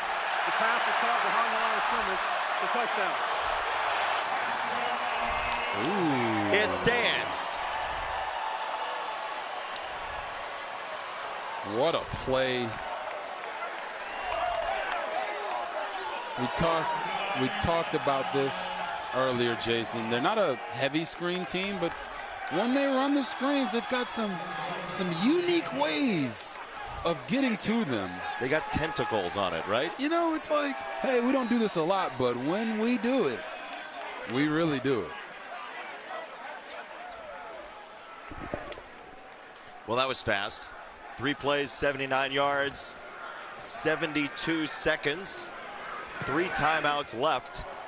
Extra point good, 28-7. Now you're talking about both teams maybe seeing the ball again. Yeah, and they fake it to Sherrod Moore. Then they're going to fake it to the receiver, coming back around on the fake, Cameron Bates, who's had a number of big plays. So the defense goes there, and then they throw it back to Sherrod, and then he breaks the tackle off of Isaiah Patterson, and then the rest is just him. Well, the lack of effort right there from LaTerrence Welch is really, really concerning. And the pass or the flag that they were talking about was from the receiver or tight end who was blocking before the play happened. But you see the reaction from Malik Sherrod there, knowing that, hey, we got that touchdown, unique screen. He's the guy that normally does them. Just an amazing job there. But if I'm LaTerrence Welch, if I'm his coach, if I'm Paul Gunther, I'm showing that on the tape and I'm saying, what are we doing here? We're trying to win a championship game, and you're not giving max effort to go out and make a tackle in the open field. That can never happen. And I know they can't see the scoreboard right now, but James Madison is in a close game in the Sun Belt title game. So that door that needs to open, a couple of them, to get the Mountain West into the college football playoff, that's creaking open tonight. Man, you should be giving everything you have. And so far tonight, Boise State has. UNLV seems to be not doing it. So now the Rebels have 2 timeouts. They have a $1.50. Boise State has 3 timeouts. So if you play kind of fast and loose, throw a couple incompletions, they might see it again, and you do not want to hand Maddox Madsen the ball back. Oh, my goodness. He's on a heater right now. And you're like, well, it was a screen on the last one. But guess what, man? 4 touchdowns in the first half? It's a record for this title game. What? He's living the dream. He told everybody, I'm coming back. They're like, we don't know if he'll be able to get back because of these injuries. He said, I'm coming back. And is he back? Oh, yes, he is. In a big way. Calandria will run straight up the middle. They'll blow it dead. Timeout, Boise State. That's a good use of a timeout there, by the way. Oh, my goodness. If they don't call that timeout, he's still running for a touchdown right now. Uh-huh. Can I do this promo? Yeah, you do. All right, Sunday, Joe Burrow and the Bengals. Josh Allen and the Bills. Great quarterback matchup with Burrow back. Then America's Game of the Week. Caleb Williams and the Bears. Jordan Love and the Packers. Some consternation between Ben Johnson and the Packers from earlier days in the NFC North. Rams Cardinals as well. Check your local listings for the games in your area only on Fox. Lions made a statement last night against Dallas. 3-team race, it remains in the NFC North. Ben Johnson said, you know, I kind of like beating Matt LaFleur. Matt LaFleur is my former quarterback coach when I was in Washington.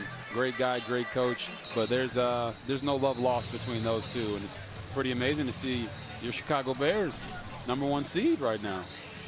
How you feel about that? What are you trying to do to me? I do Tigers games. It's still early enough in Eastern time, okay? What's wrong with you? First down on the timeout. Calandria on the throw, a little bit behind, on target enough though. Reynolds breaks a tackle. There is a marker in. It's back at the 41. And we'll check the flag. It's a first down if it stands, and it's going to be a hold against Boise State, it looks like. Yeah, it's going to be a hold. Sherrod Smith.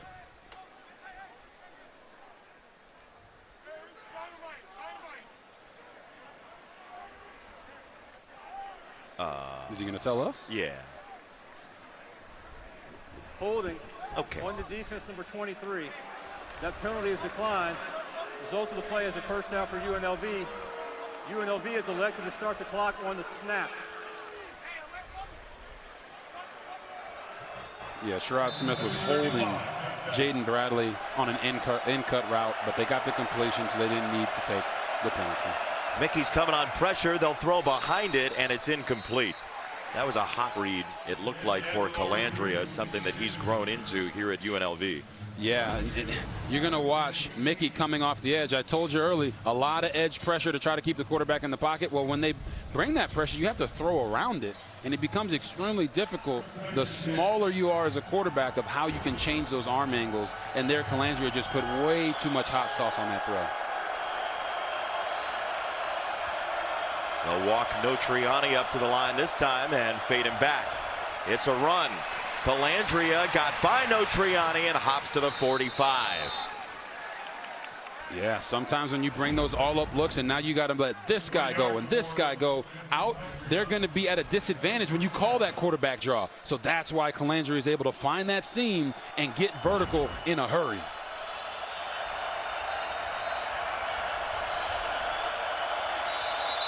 This is disorganized and a timeout UNLV. Timeout.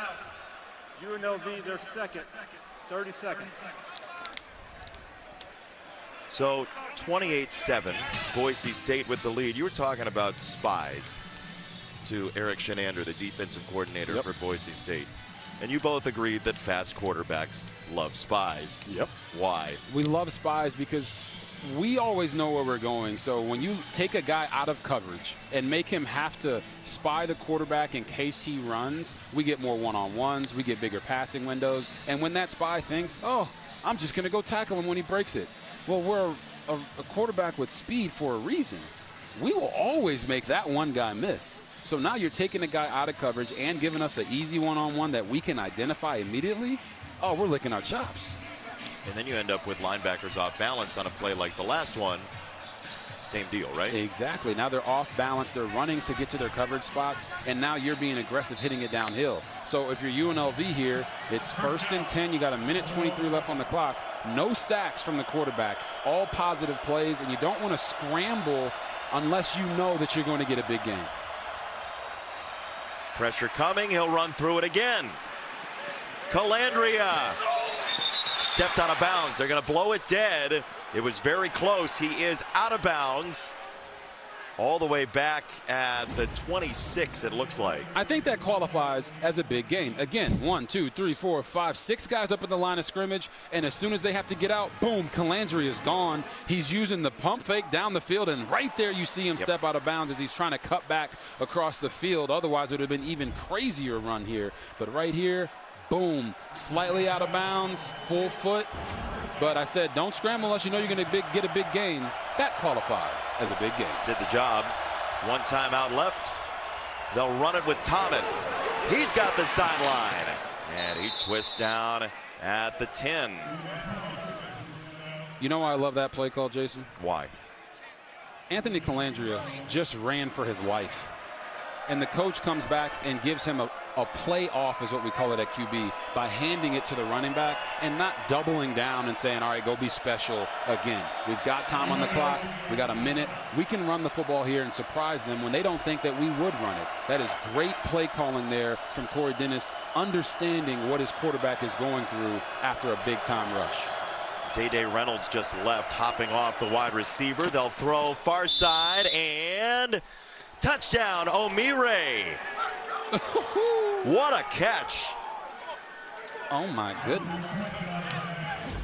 Just watch how saucy this catch is. Outside release, back shoulder. You always run the back shoulder as if you're running the fade down the field to not give it away. And then, boom, have the body control to come back and locate it. Oh, my goodness. What body part hit first would be the question. It does look like he had the toes in. Yes. So it should be a catch. But if for some reason the elbow was down first, that would not be complete. And that's why we have all these slow-mo cameras as they're going to review this one to see if it actually was a touchdown. So you see the ball coming in. Let's see when he gets control. Control, 1 foot down, that's a touchdown, people. Yeah, toe was down, and he held on through the catch. Mike Pereira is with us. Mike, can you confirm this? Yeah, I could. Sure. I think what you look at what first hit, and it was the elbow that hit, and it hit inbounds, and he maintained control of the ball. I think it's a heck of a ruling. Tough play for the official, but I like it as touchdown. We're with you, Mike. Thank you. He said I could. I could. We hear you, Mike P, man. He's the best. Love the videos every week, by the way. Appreciate you, brother.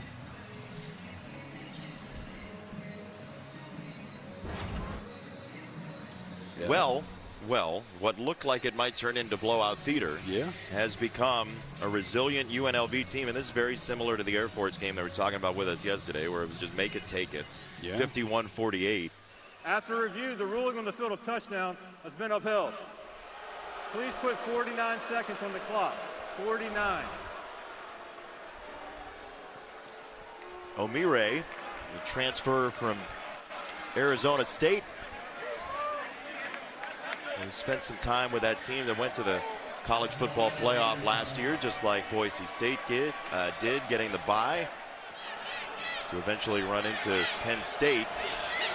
Extra point is good. And now here's the dangerous part for UNLV, or should I say more so for Boise State. UNLV's offense is starting to feel himself a little bit. And they're a team that can put up 50 in the blink of an eye. So if their defense can just find it in them to stop something, they can find a way to get back into this ball game. Right here, 48 seconds or 49 seconds left on the clock. You can't allow Boise to go down and get a field goal or do anything with these last 49 seconds before the half because they get the ball coming back out. But the offense is always what gets this team rolling.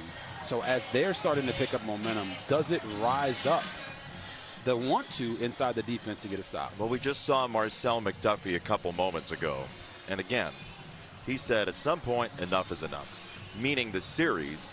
But that can go for his defense as well. Yes, it can.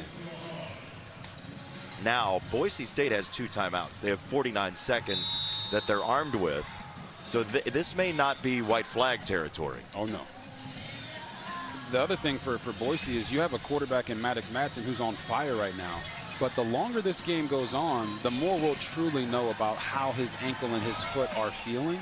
And if it fatigues at some point late in the game, you don't want to give up points and give up your lead to this UNLV Rebels team.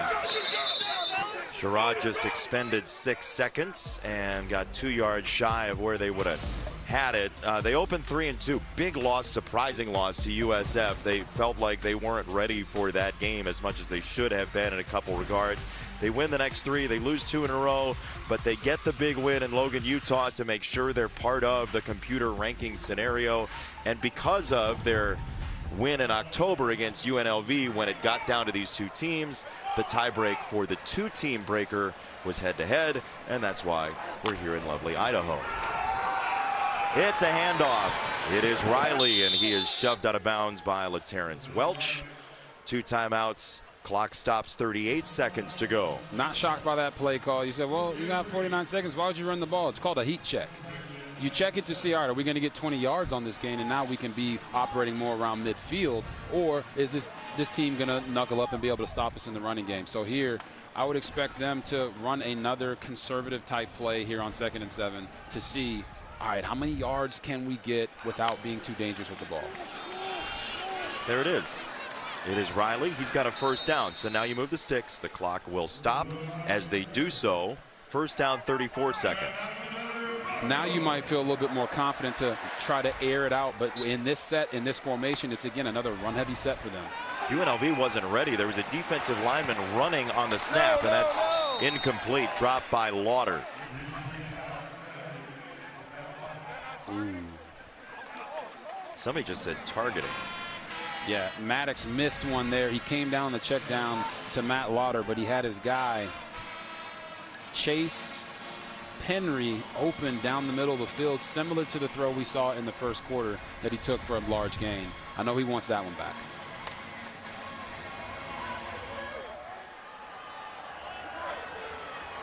Second down. Capel's the motion man. Madsen down the middle. He's got Lauder. They have 2 timeouts. We'll see if they use one. Yeah, I mean, they should have right there. They're not going to. It looks like they're going to be okay with going into the half. Spencer Danielson just reading lips. He said twice, we're good. They have heard it from the fans at points this year. Yeah. On this blue turf. And this is sort of a stunned crowd, especially considering what Spencer Danielson said to Alexa after the first quarter. We want to be on the attack at all times. Correct. And you have 2 timeouts there. You have enough time. You can push the ball down the field a little bit more. Maybe they look at the elements and they say, you know what, getting into field goal range and kicking in these conditions maybe isn't conducive, but I would have loved to see them utilize the full gambit of their timeouts before just giving up and going in half. Alexa's downstairs with UNLV head coach Dan Mullen. Coach, your offense gained some momentum from those last 2 drives. How can they carry that into the second half? Well, we got to keep making the plays. You know, in that first half, we had a couple drop passes, some penalties early on that were, you know, just want consistency from the officials. It seemed very lopsided with the penalties in the first half. But what we got to do is come out, though, and execute. We can't make those mistakes. When we do, we're moving the ball and we got to score. And that's got to be what we got to do. We got to make some stops and score in the second half. Thanks, Coach. Thank you. Dan Mullen displeased in a couple regards. His team trying to be resilient here. To the studio, Mike Hill, Chris Peterson, Bruce Feldman.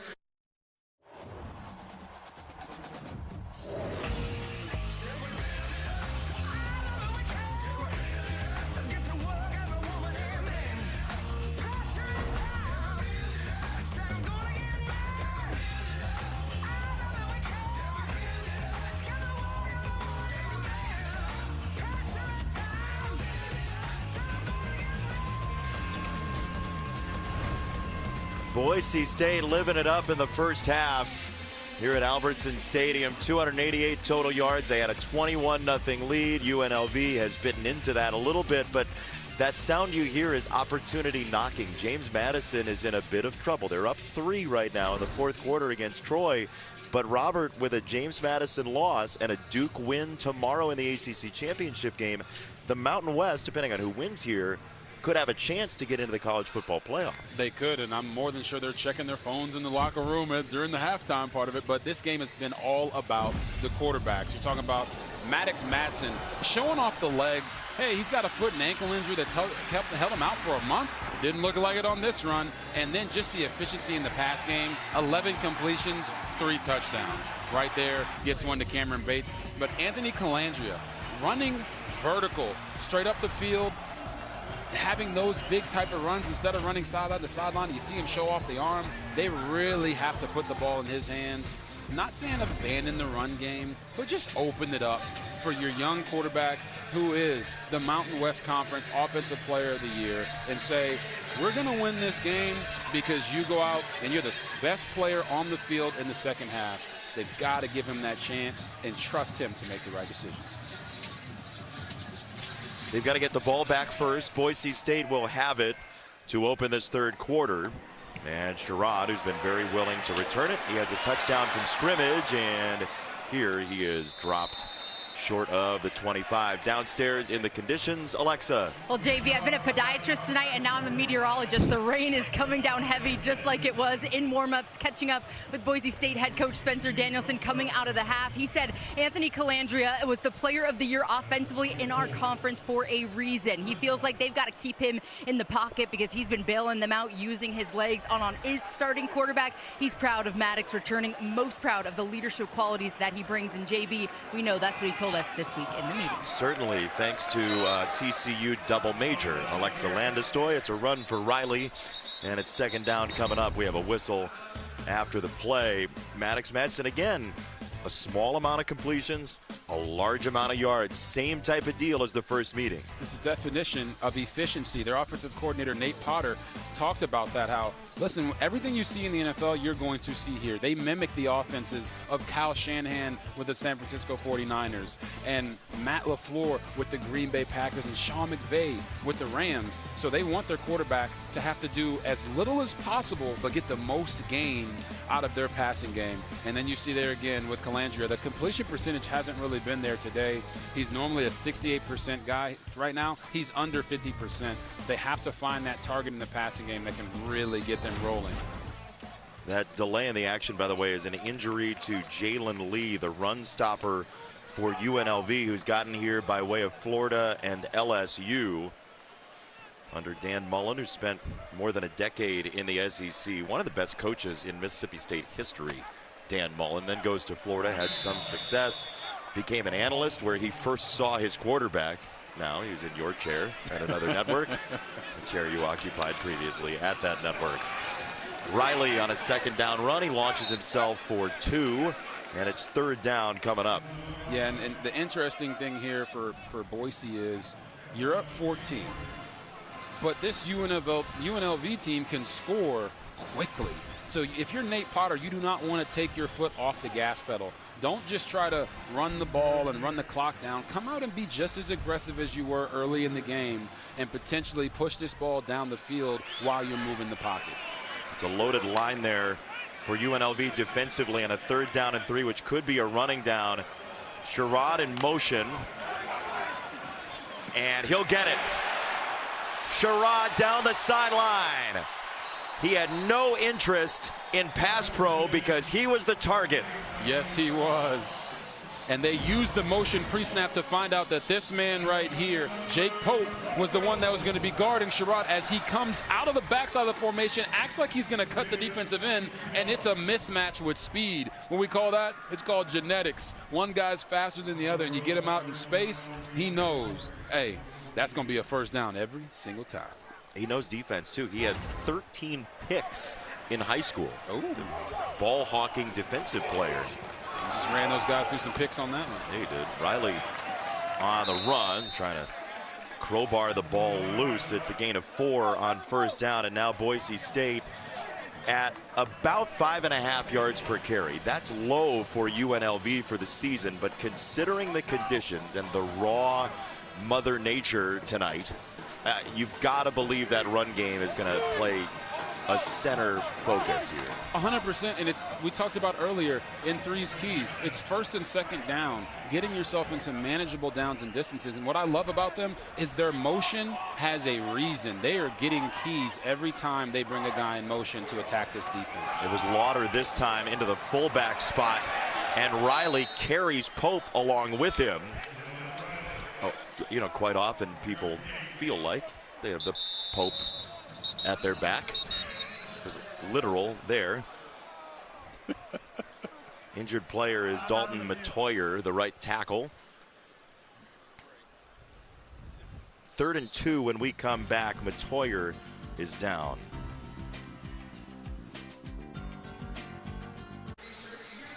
This holiday season, Fox Sports and Purple Heart Homes are teaming up to provide housing solutions for our nation's aging and disabled veterans through the Hearts for the Holidays campaign. To learn how you can help heal hearts one home at a time, scan the QR code right there or visit go.fox/Purple Heart Homes. Even in Whoville, there are hearts. I understand that. Yeah, and in the end, the Grinch would be the type of person who would scan the QR code. In the end. Gaines on the run, and he is smothered. So Steele comes in. Jake Steele came in for Matoyer, who hobbled off. It's 4th down coming up. Yeah, and you see Jake Steele right here, the right tackle who comes in and immediately gets beat, blows up the pulling left guard, and causes a tackle for loss there on 3rd and short. You talk about those substitutions and how they can impact the game so quickly. Quickly to the line. They go for it. Madsen, his receiver, tripped. Caples fell. It was there, and instead UNLV takes over. Wow. Holy cow.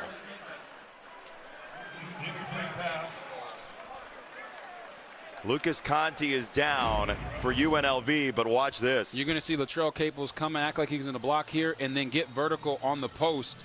He fakes out LaTerrence Welch, who thinks it's a run. Wide open. It's going to be a walk-in touchdown, and he slips on the turf monster. You see the reaction there from Maddox Madsen. He knows that's an easy touchdown. They're up 35-14. Instead, UNLV has the ball with a chance to get within 7. What a turn. We have not seen a turn like that for UNLV in one of these title games since early in that 2023 edition. On the option, Calandria finds his way to the fringe, and he's ushered out by Smith. Gain of 3 for Anthony Calandria, who told us yesterday he came here to win a title. He came here for this kind of game. And he's in it now. It's a 2-score game. Yeah, he's in it, and he's going to be the catalyst. He now has 77 yards rushing. He's obviously their leading rusher, their leading passer. He has to give it everything he has. He wants to win a championship. We're going to see how bad, how many hits he's willing to take, how many times he's willing to run, because they need him to be the most dynamic playmaker on the field. Calandria lets it fly. He's got it away for Bradley, who was fairly quiet in that first half. He's really close to the 1st down marker. We'll see what the spot has.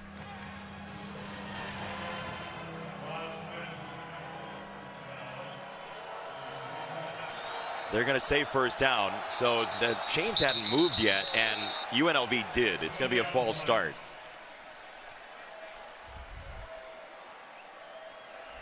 False start. Offense, number 85. 5-yard penalty, 1st down. Yeah, and you're going to see him right here. Tight end, Matt Barnes here. Little happy feet. Good form, though. Good technique. Got the inside foot down, all that, but got to wait for the snap, big fella. 6 penalties on UNLV, something Dan Mullen mentioned at halftime to Alexa.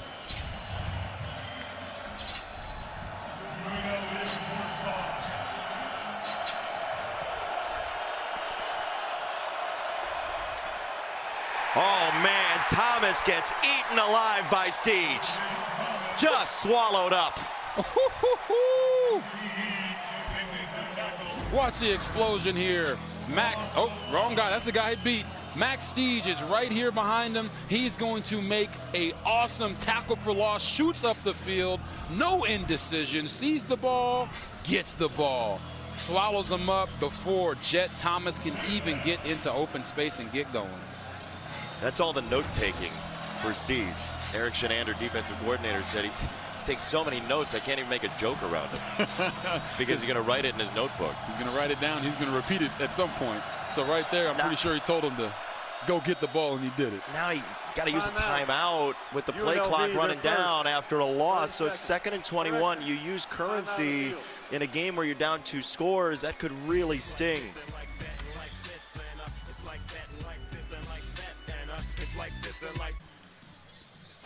The Mountain West Championship on Fox is sponsored by Progressive Insurance. Home and auto coverage you can count on. UNLV trying to hang around here. Maddox Madsen, 4 touchdowns in the first half, a Mountain West Championship game record. And UNLV, Dan Mullen was hot during the timeout. He was screaming at the officials. Maybe a communication issue we have heard from down on the field. possible issue with the comms system to be able to talk to Calandria. Regardless, he was frustrated. I also don't think being in 2nd and 21 is making him feel good either. So they end up burning a timeout that they might have to use later. Here comes Virgin Morgan, and he's got Calandria.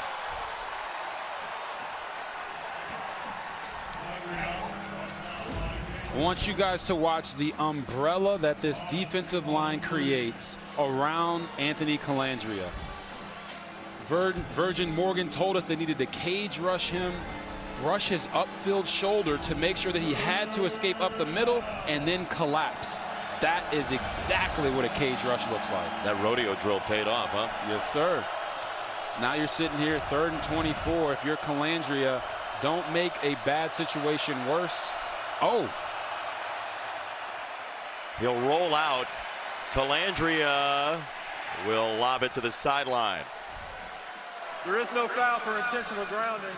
Quarterback was outside the pocket, ball went beyond the line of scrimmage. See, that's the thing about the timeout. You're already in a disadvantaged situation. Correct, and Calandria is looking to the right, trying to signal to his receiver an audible, and the center snaps the ball before he's even ready. So luckily for him, he's got good hands. He catches it, gets outside the pocket, and just throws it away, but everything seems out of whack for this UNLV Rebels team right now. Well, they were rolling, too, at the end of the first half, Robert.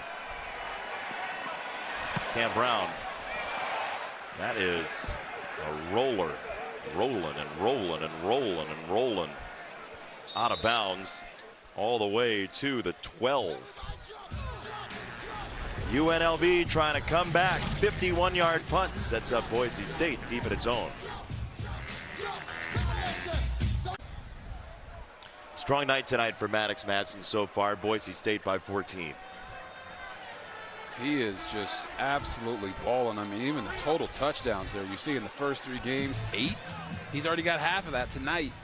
He told us in our meeting with him that he just wanted to be back out there with his guys. You don't know how much you miss or love football until you're not out there, and he is loving it all up tonight.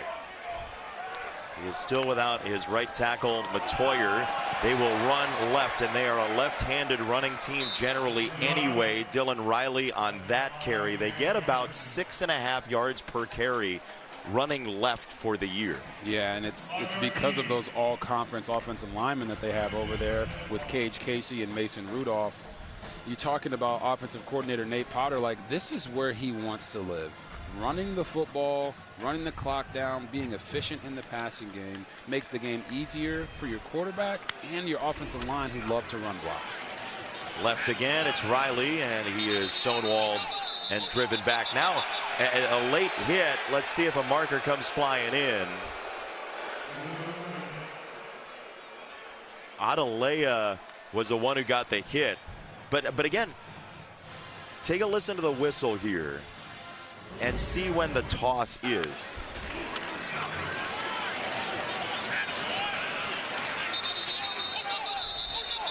You could argue that's a foul. You could argue. There's a couple whistles there. I don't even know what that sound means.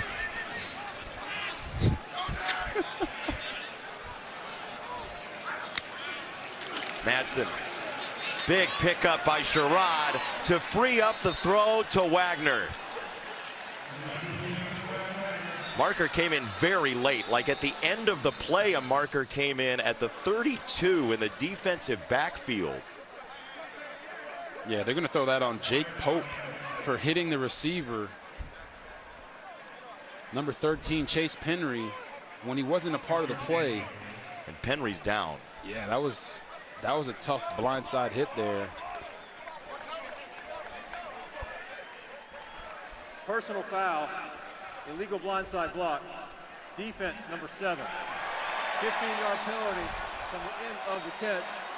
First down. Pope can't believe it, but watch it again. Yeah, because you're going to see Penry run an in route here, and he's a part of this hammer concept. Pope comes in and hits him, and I actually think Pope wasn't trying to hit him. If you run that back, you'll see he's actually trying to attack downhill to go hit the tight end Wagner and just ran into him. That's probably why he was upset, but the bottom line is that's not what it looked like to the referee in real time. Madsen snaps it off, far side. He got it there for Caples. close right at the ground. They say he reeled it in. Yeah, you're going to see this is second one of the day. Ooh, I don't know. Oh, that's not. They're trying to run the play fast because they know it wasn't a catch. The ruling on the field was a completed catch for a first down. That play's under review. Again, do you have complete control of the ball before it hits the ground? Exactly. Similar play as the one from earlier. Yeah, and you're going to see he actually was motioning like, hey, coach, this was a catch. But right here, as the ball comes into his hands, he doesn't have complete control of it. And then he hits the ground and the ball moves. So you have to ask yourself, did the ground help him make that catch? And you see it, okay, he kind of has control. I don't know, man. Then at the last second it moves as the defender comes in. But to go back and show you guys the penalty on the safety Pope, his eyes are not on the receiver. He's trying to run through to get to the tight end. And I was telling us that's why he was probably upset with the call. It looked like he was trying to target the receiver, but really they just ran into each other on accident. That's a good pickup. And Mike Pereira is with us. Mike, what do you see on this catch, no catch? Well, this, I think it's clearly incomplete. The ball bounces off his hands. He doesn't have control, total control as it gets to the ground. So I would think they would reverse this. And Robert, I really do agree with you on that last personal foul, the blindside block. Tough one, but to me, he's making a move to get to the runner who had caught the ball. So you have collisions sometimes that can look to an official like it might be blindside. But I really didn't feel that was. After review, the receiver did not have possession of the ball when it hit the ground. It'll be an incomplete pass. It'll be second down at the 38-yard line. Tell you what, instant replay has really done a great job tonight at getting these right. Yeah, they have. And listen, we know that the referees and officials at times can be much maligned. But tonight they've got it. And it's not just because they agree with this, Jason. It's because it's what the film is showing. No, and they're not coming up with calls that you would say, oh, that's not what I expected. Like a room of 100 people, 90 would agree. Exactly. And the other 10 would be wearing blue. Madsen surveying and throwing, and he's got it for Penry, who's back on the field. Downstairs to Alexa. Dates for you. We saw Dalen Matoyer leave the game. We are being told that he is done for the night. Also, UNLV will be down an offensive lineman. Malik McCowan went into the tent at the end of the first half. He tried to go doing some drills with the trainers. He was shaking his head in disappointment. I was wondering if he would come back in street clothes. He came back in his jersey, but no helmet. I don't expect him to be back, but JB, he's a senior. This game means so much to him. We get a false start here, Alexa. Thank you for the update. Both teams without a lineman. False start. Offense, number 88. 5-yard penalty. Third down. It's Wagner, and it's the first penalty on Boise State nearly 39 minutes into the game. Yeah, you're going to see Matt Wagner here off at the top of the line. Just false start just a little bit. Ooh, got a little scared there from the defensive line movement. Happens all the time. Just got to sit there and hold tight, buddy. See Boise State using those splits down at the bottom of the formation. 3rd and 11. Madsen over the top. Incomplete for Marshall. He had him. He missed him. Oh,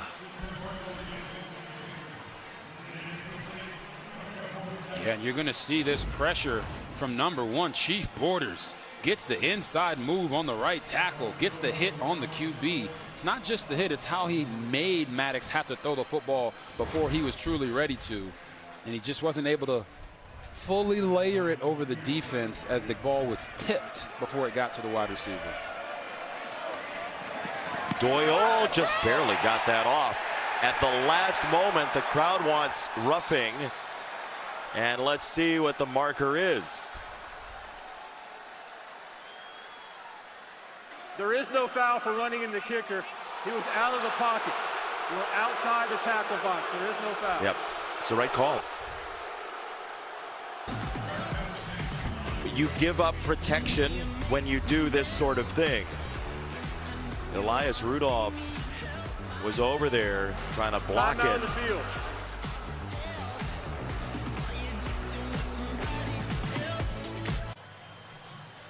28-14, Boise State over UNLV. 10 straight wins in the series. Tony Knapp and Jim Kreiner had a battle of words last time Boise State lost to UNLV. You want to read this in like a 1950s teletype voice? I don't. Rebels rally to top Boise State. I was going to say, I don't even know what that would sound like. Yeah. That's like 24 years before I was born, so. So you don't. I don't go back. I don't go back. I don't go back and listen to the 1950s broadcast. Yeah, the old radio. Yeah. Everybody had higher voices and they talked faster. First down run. Thomas breaks through. Jet Thomas knocked out of bounds. Zion Washington with the hit.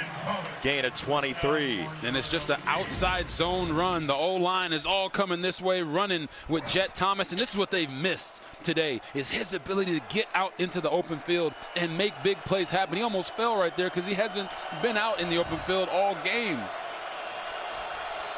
He said to us last night, just give me one big run and I'm in it. And they need him right now. Earl in motion. Pressure coming. Virgin Morgan. Calandria felt it. He snaps it off down the field and nobody home. He was out of the pocket and he threw it past the line of scrimmage. He did take a hit at the end. Spencer Danielson says grounding, but Calandria looked like he was out of the pocket. Yeah, he was outside the tackle box and he takes a hit here at the end. It's just a little bit of a push. You know, maybe he was trying to draw a flag there, a little Patrick Mahomes acting, you know. Sometimes you can pull it off, sometimes you can't. But what I've noticed from the defense on that last play, they're so dedicated to stopping the run that they're keeping the safeties really low and out of the middle of the field. They have to try to attack the middle of the field with the passing game here in a couple of these concepts. Calandria under pressure again. He throws this up and got it there. It's Earl. And it's a first down. We talked about the middle of the field, and that's what they're trying to attack here. JoJo Earl is going to split two and then get all the way across the formation on a deep cross.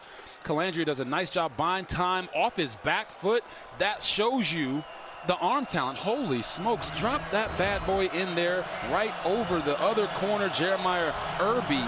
Just a really nice job by Calandria. Yeah, Irby saw it the whole way but couldn't do anything about it. Now Thomas just barely tripped up by Notriani to save the day on another possible big play. Yeah, Notriani goes low, makes a nice tackle on him. If you're Thomas, you could see him get upset about it because he knows I can't get tackled by arms. You know, he's coming through here. Notriani comes through, goes low. If you just keep your feet pumping like Tiki Barber or something there, you're going to break that arm tackle. That's why he was so frustrated. Instead, it's a gain of 4. Calandria rolling to the right, throwing that way. That is incomplete. Sherrod Smith on the coverage. Bradley, the intended target, and a huge third down for UNLV. Yeah, Sherrod Smith, there's one thing this man is going to do. He is going to play through the completion, right? Right here should be an easy catch. No, sir. He's going to get the hand on the ball before it gets to the receiver and finish with a tackle through. He is really stepping up with Amarion McCoy out, and he's making some plays today. This Hardy fan base, as loud as it's been tonight. Now you go empty formation here to give the quarterback an opportunity to read the defense. He's got one-on-one to the top of your screen with Omire. And a whistle and a marker. Let's see if they have a timeout first. Timeout. Yeah. UNLV, that is their second. 30 seconds in length. And that's fine, but you have one timeout left and you're down 14. Oh, man. Talking about clock management, managing of your timeouts in a game where you're down 2 scores and you're going to need those later. I can sense the frustration in your voice, Jason, because people who know football, guys who know ball like yourself, understand that timeouts are precious. And when you're burning them early in the second half, it means that you're not locked in as a team. And that's the worst case scenario when you're down 14 points in the cold, in the rain, on the road.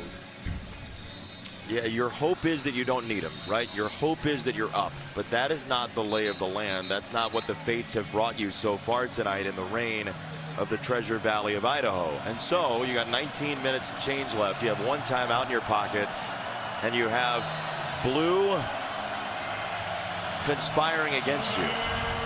And again, they're going to go empty formation. They're looking to get a box count for who is in the box. And right now, these two edge defenders, they're not in the box. And he drops it. Calandria picks it up. Total emergency mode. Calandria on the roll. Chased by Phelps. He'll throw it down the field. Incomplete. 4th down and 6. He tried to do something with it. The sirens were on. Oh, they're going to run a quarterback power. They're going to motion this guy back in and have him block the edge and run Calandria right here. Boise's all over it, but the drop and then the straight backyard scramble drill certainly is not what offensive coordinator Corey Dennis or Dan Mullen had in mind, and it puts them in a situation now here on 4th and 6, down 2 scores in their own territory. They have to go for it. They've got another one-on-one down to the bottom of your screen with O'Meara, the wide receiver. Let's see if they try to attack it. Lions in motion. Virgin Morgan is after Calandria, who steps up and throws and got it away. It's the tight end Elksness for a 1st down. UNLV. What a heroic play from Calandria. 4th and 6. Elksness is going to run the deepest deep cross I think I've ever seen in my life. And it takes a long time, so much so that Calandria has to scramble up, move to the right, and then throw a dime piece right on his face mask. Man, when you talk about this guy having to be Superman, right now he is doing it on the blue. 1st and goal. In just over 2 minutes, he's marched him 70 yards. Calandria trying to duck in, running behind Thomas, and it's 2nd and goal. Ooh, he comes up limping. Steege got him pretty good. Yeah. Timeout in the field for an injured player on the defense.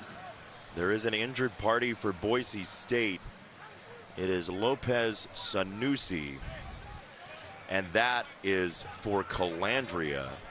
The most fortunate thing you could end up with. We're thinking of Sanusi here, who is down and hurt, but Calandria was injured as well, and they need him in this game. But the stoppage, to be clear, was not for him, so he can stay in this game. Correct, and it looked like it might have been a hip there by the way that he was walking. You talk about hits on a quarterback. Calandria, 6 foot, 205 pounds. I'd go out on a limb to say he's probably 195 right now. Late in the season, wear and tear on your body.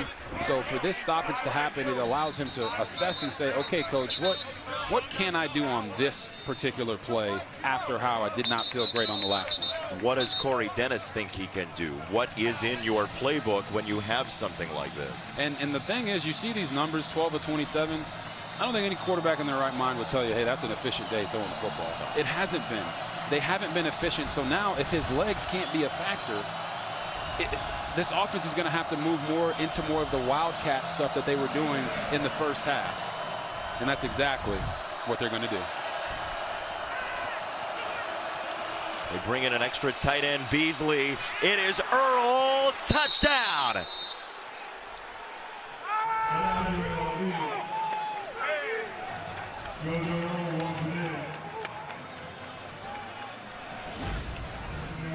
They put Calandria in the slot, bring JoJo Earl to quarterback at Wildcat like I talked about they would have to do, and then it's just one-on-one with the corner, Jeremiah Irby, on the outside. Normally, if it's a receiver, corners want to tackle him. But there, Irby got caught in his stance, didn't know what to do with Earl making a really nice play in the offensive line, getting him to the edge. And then it was goodbye Earl. Extra point is good. It's 28-21. Boise State by 7 after a 21-0 lead in this game for the Broncos. UNLV, from all different parts of the country and outside the United States, has pieced together a rally. And credit Dan Mullen here, right? This could have gone south in a heartbeat. It did not. Our Good Hands moment, sponsored by Allstate, celebrating 20 years of the Allstate Good Hands Nets program. Nick Elksness on 4th down. Yeah, listen, your quarterback's doing everything he can. All I need you to do is get open. Elksness says, I got you, makes the catch, takes the contact, continues to go. Incredible conversion, potentially saves their bid to try to win this Mountain West Conference. And now the question is, How much can Calandria heal between now and the next time they get the ball? Because JoJo Earl playing Wildcat QB can work to a certain extent. They're going to need Calandria to be back and be himself to win this game. Well, this is very clearly a UNLV game. As Dan Mullen was talking about that Air Force game, it just strikes you hearing about their season and the ups and downs that you just feel like you're sitting at a blackjack table, right? And Dan Mullen said to us, he goes, after a short conversation about it, he says, don't walk away from a heater. Sounds like a guy who lives in Las Vegas, and that's the way they've played all year. Sherrod on the return. I mean, just hearing him describe the atmosphere around this team, very loosey-goosey, very freewheeling. Sometimes he wants to be like stern coach dad, and he got to stop himself, Dan Mullen, because they just have played these wild, frenetic, sometimes ridiculous ball games, and here we are in another one. Anyone that knows Dan Mullen knows that he is a very strict guy, wants things to be organized and done a certain type of way. But sometimes when you're away from coaching for 3 years, you come back and you reinvent yourself. And in Las Vegas, you kind of have to adapt the identity of the place that you're at and the team that you have, and that's exactly what he's done. On an empty, Madsen ran out of time. The second level, it looked like there was a receiver in the area, so it is 2nd down and 10. Dan Mullen, before he was an analyst just like you, a couple of stops in Mississippi State and Florida, and great success in Starkville. Florida for a handful of years. And we'll go handoff and Riley, and he breaks a tackle. Riley got near the 1st down line to gain. They're going to say he is a yard short. It's a gain of 9. I want you guys to watch Dylan Riley here, number 62. Roger Carrion misses his block, helps Riley stay up, is in the back pedal position, doesn't truly block anybody, but somehow, some way, he helps him get a 9-yard gain. Look, you got to help anybody that's around. You're from a town of like 2,000, Jal, New Mexico, southeast New Mexico. You just help your neighbor. That was good. That was incredible. That's beautiful. Riley tunnels for the 1st down, straight ahead for Boise State. Jalen Lee back in the game, made the stop, down to 2 minutes in the 3rd. You know, sometimes the offensive linemen don't get the love that they deserve. And right there, Roger Carrion didn't know what to do, but he saw his brother and he picked him up. And sometimes that can be enough. Fortunate he didn't actually pick him up. He was a shot putter in high school. Love our track and field guys, man. All the athletes out there, do as many sports as you can. Makes you a better player in whatever sport you end up specializing in. Ooh, false start coming. Ooh. UNLV pointed it out.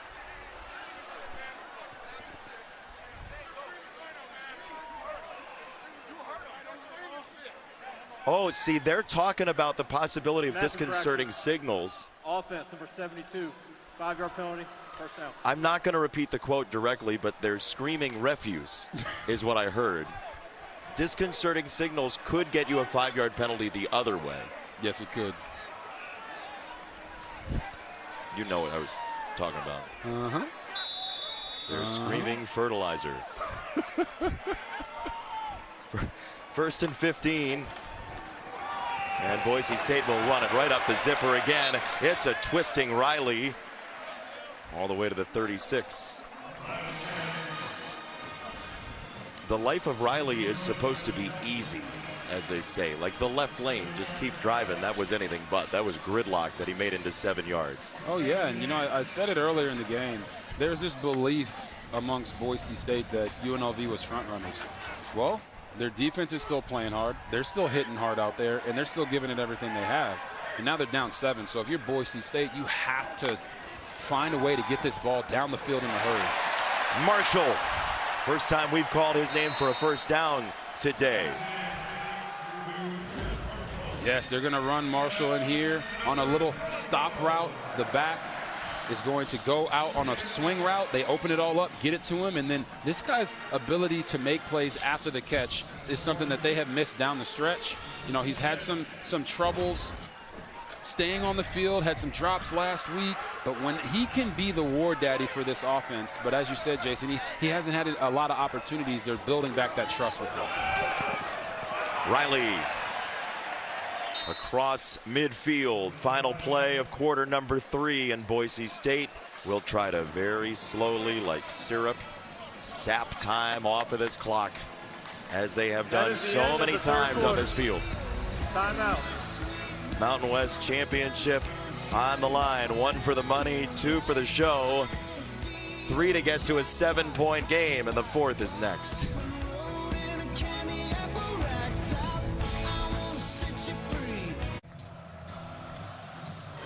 Welcome back to the 2025 Mountain West Championship game on Fox. If you have not been to Boise for football, you're doing it wrong. It is one of the great venues in all of college football. The hospitality is top flight. Great food and a great game. 7-point game. Boise State has been running it before the third quarter timeout, and UNLV and Jalen Lee gets a stop on second down. The run fits have been at points very good tonight. Yeah, I got to give credit where credit's due. I talked about Jalen Lee, number 92, getting pushed off the ball in the first quarter. Well, right there, stood his ground. And it wasn't just him. It was every single defensive lineman along the way saying, enough is enough. Dan Mullen, though, told us there were 3 straight plays in the first meeting. They fit one very well. The next 2, they fit improperly. Let's see what Boise does, and if UNLV can hold the line again on a 3rd down and 3. Madsen, backside pressure. He lobs it. It's Penry. Chase Penry is right at the goal line. He's down at the 1. Ho, ho, ho, ho. Beautiful design. Penry's right here. He's going to act like he's blocking, and no, and then boom, he's going to explode out. His defender thinks it's a run. He's wide open. There's no one within 15 yards of him. Just not fast enough to make it all the way to the end zone, but it looks like, let's see, is he down? Yes, he's down before he gets to the end zone. Beautiful play call there from Nate Potter. Run heavy set, sneak the receiver in there, and then boom, wide open. Madsen, 3 in the backfield. He will throw, incomplete. It was Lauder, the target. Coverage from Mumu bin Wahad, and it's 2nd and goal. Yeah, almost the same motion with the route concept, just not with the shallow coming back across. Right there, Matt Lawler just right off the fingertips. A little closer in, he might be able to Odell Beckham Jr. that one. And now they got the sniffer formation. Grizzle, the lead blocker, Gaines is in, touchdown.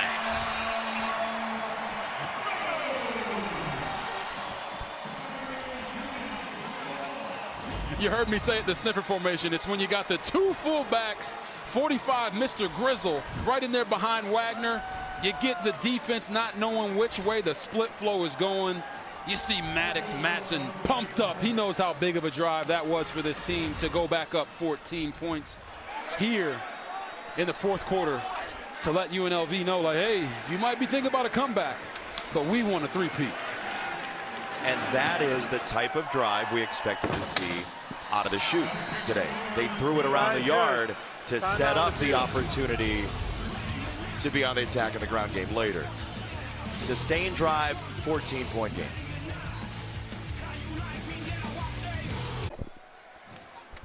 The Mountain West Championship on Fox is sponsored by Pacific Life, building confident futures for nearly 160 years.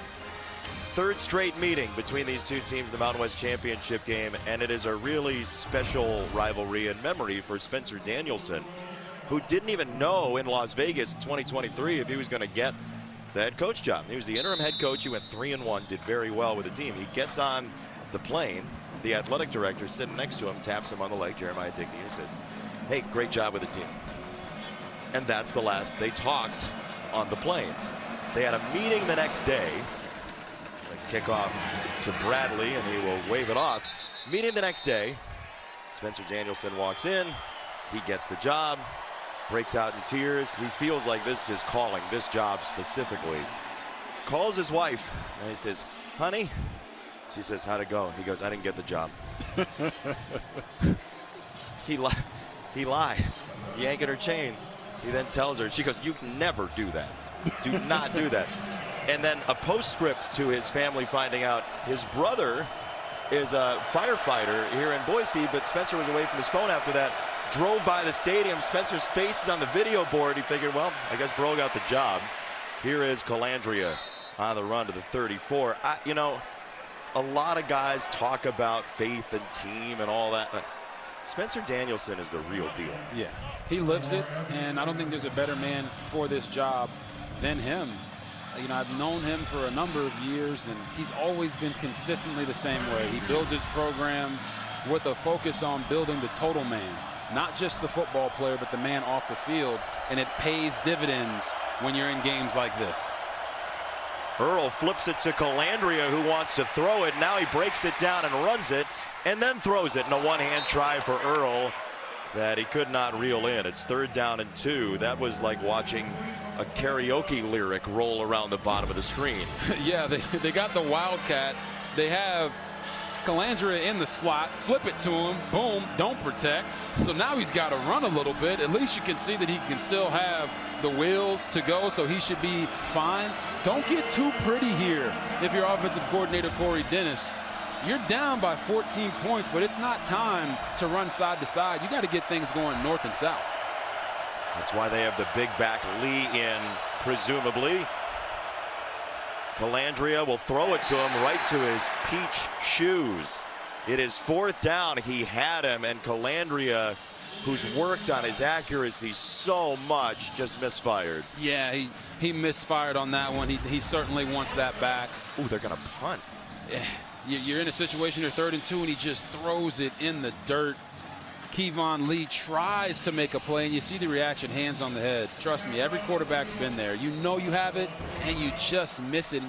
And the bottom line is you can't afford to do that in this situation. Why aren't you going for it? It's 4th and 2. You have one timeout. Cam Brown punts it. And a fair catch for Sherrod.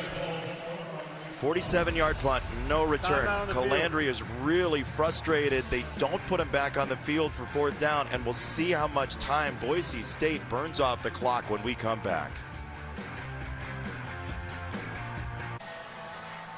Dan Mullen decided not to go for it 4th and 2 in his own territory with one timeout. Robert, what do you think of the call? Yeah, I think it was the right call. If you go for it there and you don't get it, you're almost certainly going to allow Boise State to go and score, go up 42-21, and the game is practically over. Here, you're giving yourself a chance because you're saying, defense, we need a stop, get us the ball back in at least 4 minutes, and we might have a chance to go win the game. Which is fine. I think part of it is that you have one timeout left. You don't have 3. I think that's part of the calculus. The other thing that I would say as a counterpoint is your defense has given up the 2nd most yards per carry on the ground to anybody in the country. Believing in that is a little bit of a tough sell, even though they've been better over the past month. You know, momentum is a thing that exists not just in football but in life. And if you don't get it, the momentum is going to say your defense is going to crumble. Yeah. By punting it away, you're telling your defense, hey, we need it just for one drive, one series.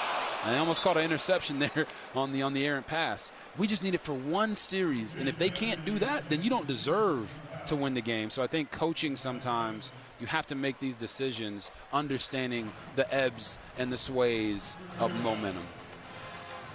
They could get that stop right here. It could be less than a 90-second drive, but they need the stop. Correct. And Paul Gunther, who came in April to take charge of the defense.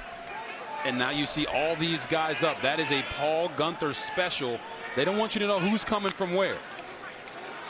It's a design roll for Madsen. He'll throw, and it's incomplete, and UNLV will get the ball back. Madsen is very frustrated. Oh, he's frustrated for one of two reasons. Either receiver ran the wrong route, or he just didn't get enough on that throw because he had Cameron Bates wide open down the field. And that's what you're banking on. If you're UNLV and you're Dan Mullen, you're saying, we just banking on they're not going to be able to execute. We're going to put them in a highly pressurized situation, and that's exactly what they did. Good call there from Paul Gunther, getting all those guys up there. There's a 45-second drive and a fair catch for Irvin. Boise State up by 14. Can they get a stop? Their defense so far today has played pretty well. They've done a good job making UNLV play from behind the sticks. Also, they had the fumble early on in the first drive, but you saw there 2 tackles for losses and then just playing through every completion. We talk about this in basketball sometimes. Hey, there's this team that does the thumbs down bounce passes and they get the nice easy cuts to the basket, easy layups. Then there's the team that shoots the spin-a-rooney, fadeaway three-pointer in the corner, and they don't have a process to get the easy shots. Boise State's defense has made UNLV work really hard for everything they've gotten.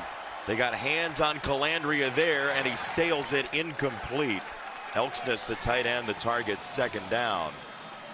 This is a team averaging 37 points a game. They're at 21. Yeah, and you're going to see Braxton Feely, number 90 with the neck roll on, getting the pressure onto Calandria. And the question I would have is, if you're UNLV, I know Elksness is the one who made the big play on 4th down, but you've got some dynamic wide receivers that you got to get the football to. There's no way your tight end is the best option on 1st and 10. Jaden Bradley, 2 catches tonight.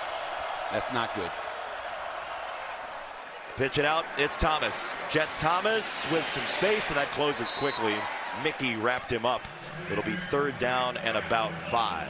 And we talked to Dan Mullen. He said blocking on the perimeter was going to be at a premium. And right there, Nick Elksness did not block appropriately. Otherwise, Jet Thomas would have had an opportunity to run for at least 10 to 15 yards. There's Elksness right there on your screen trying to block Jaden Mickey, number 20, and he doesn't do it effectively, and it shuts down the play. They have to block on the perimeter better if they want to have these open field space plays for their good players. Calandria throws. He's got it to Omire on a 1st down, and he'll continue to drive the legs all the way across the 40. It's a 1st down UNLV. Yeah, and again, Omire is going to run a shallow cross, and he's going to make Mickey have to run through all this trash to get over to him. Nice shallow cross concept, we call it mesh, and Omire has been having himself a good game thus far. Maybe he's the receiver that they need to key in on and get him some more touches, as he's got a one-on-one to the top of your screen once again. He's played a lot of football, a couple of power schools before coming here. It's Thomas again. They give him a runway that time. Jet Thomas, who got the nickname because he was just running around the sandbox as a kid. One of the teachers said, "Hey, Jet." That's a jet. I know a jet when I see a jet. I don't know where they got the jet name from, the sandbox, but it works, okay? Yeah. We don't know what it means, but it sounds provocative. Yeah, when you're a jet, you're always a jet. And I keep circling these one-on-one matchups because at some point you have to throw the vertical ball, and Calandria can throw it. It's just, do they have the trust in their wideouts to make those plays down the field? They didn't make them in the first half. It's a give to McGee, and he gets twirled around. You said don't get too cute. Bowen Phelps swallowed that up. Yes. Talking about getting too cute, you're bringing the guy into the backfield, and then all of a sudden you see the linebacker Marco Notriani making the first initial play, and then Phelps coming in to clean it up. You see them celebrating because they understand how big this drive is. Right there to get a tackle for loss on 1st and 10 and make this team play from 2nd and 13 can be back-breaking for them, especially in this environment. 3 downs to get 13 yards.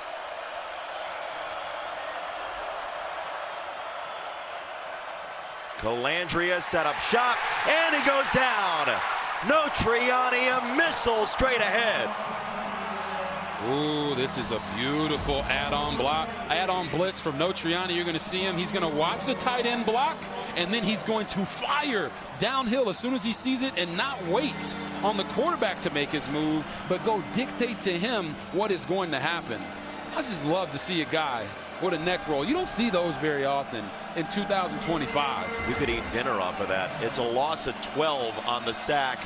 It is 3rd and 25, and the shirtless and clothed both are thrilled. They're going to run, and Thomas is stuffed. Madry first, 4th down and forever. Yeah, I don't understand that play call. Now you certainly have to punt. They're trying to catch him off guard with a sneak run. It's 3 straight tackles for loss. And by the way, if you're not, yeah, you have to punt. I mean, if you're going to punt it on 4th and 2 in your own territory, you got to punt it 4th and 27. Yeah, and now you got to make sure you pin them deep in their own territory, and you're relying on your defense again to make a big time stop. I just don't understand that play call in that situation on 3rd and 26. Give yourself a chance. False start. Offense, number 28, 5-yard penalty, 4th down. And to be clear, Corey Dennis has had a great year as the offensive coordinator. They've scored 37 points a game. They're one of the most explosive offenses in the country.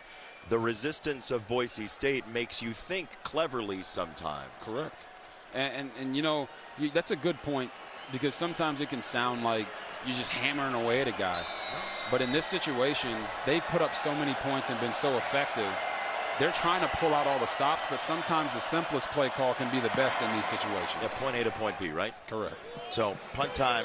Sherrod will give it a go from inside the 10. He's got space. Sherrod on a spin, keeps his feet and digs to the 29. There is a marker in at the 25. Sherrod's having a night, by the way. It's a net of 23 only if it stands. Yeah, it's a holding on the return team. Boise State. You have officiating in your future if you're going to say return team. Let's get you a white hat to go along with your cowboy hat. That would be funny. During the return, holding, return team number 18. 10-yard penalty, 1st down. Timeout on the field. It's on Samuel Brooks from Duval County. Boise State trying to cap this off for the Mountain West Championship.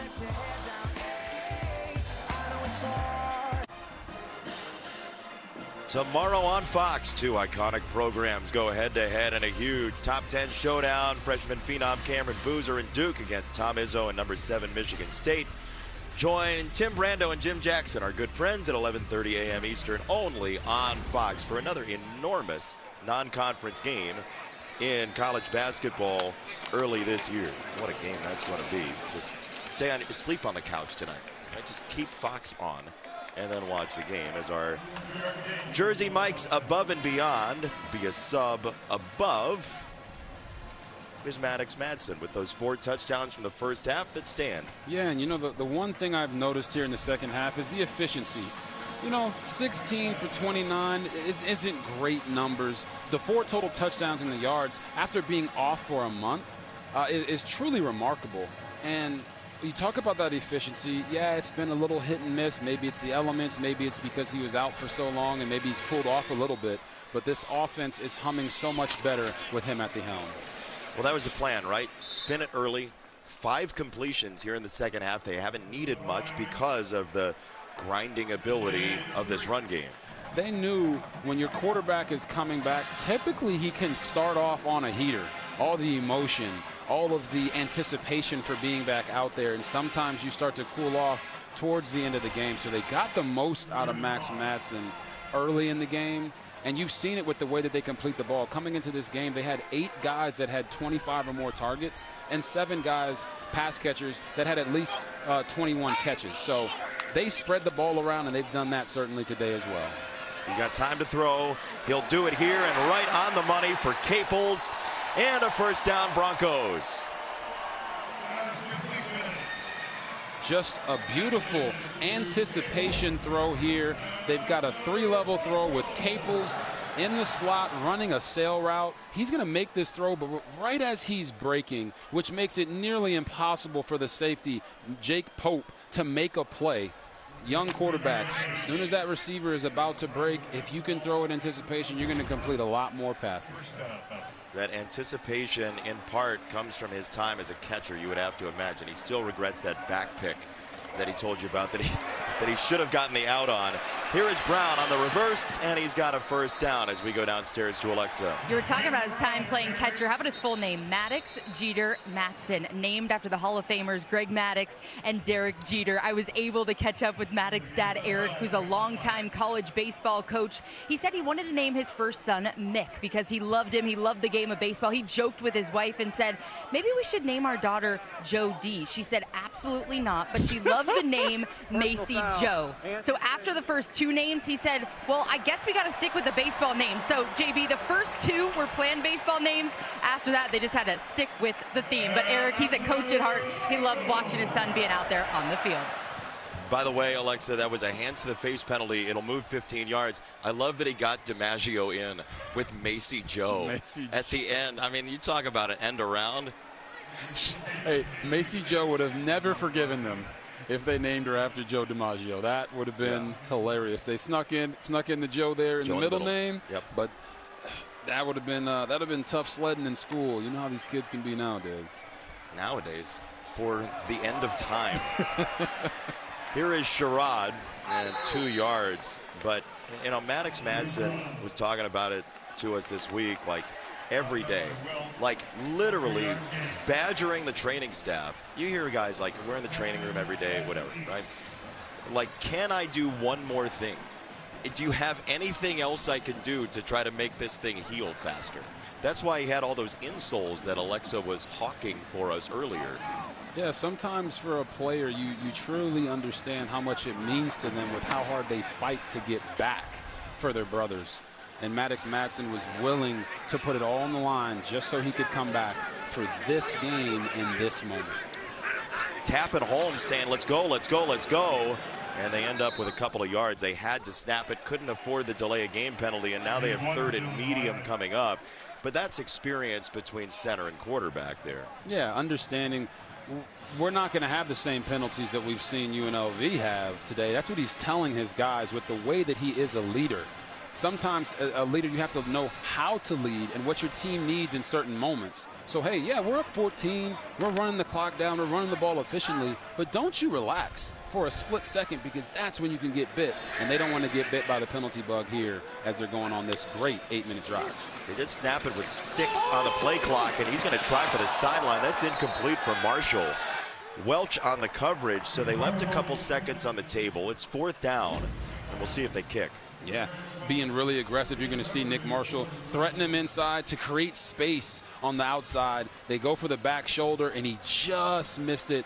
You know, maybe a foot more inside there, and that's an easy completion. But we're going to Boomtown. That's why it's a game of inches. We're going to Boomtown? We're going to Boomtown. Colton Boomer, when he steps on the field, they say, welcome to Boomtown. And so the population sign is up on the board. It's from 50 for Colton Boomer, Idaho native, to make it a 3-score game. And it is his last name. That is good. Oh, everyone wants to vacation in Boomtown right now. It's tropical in December.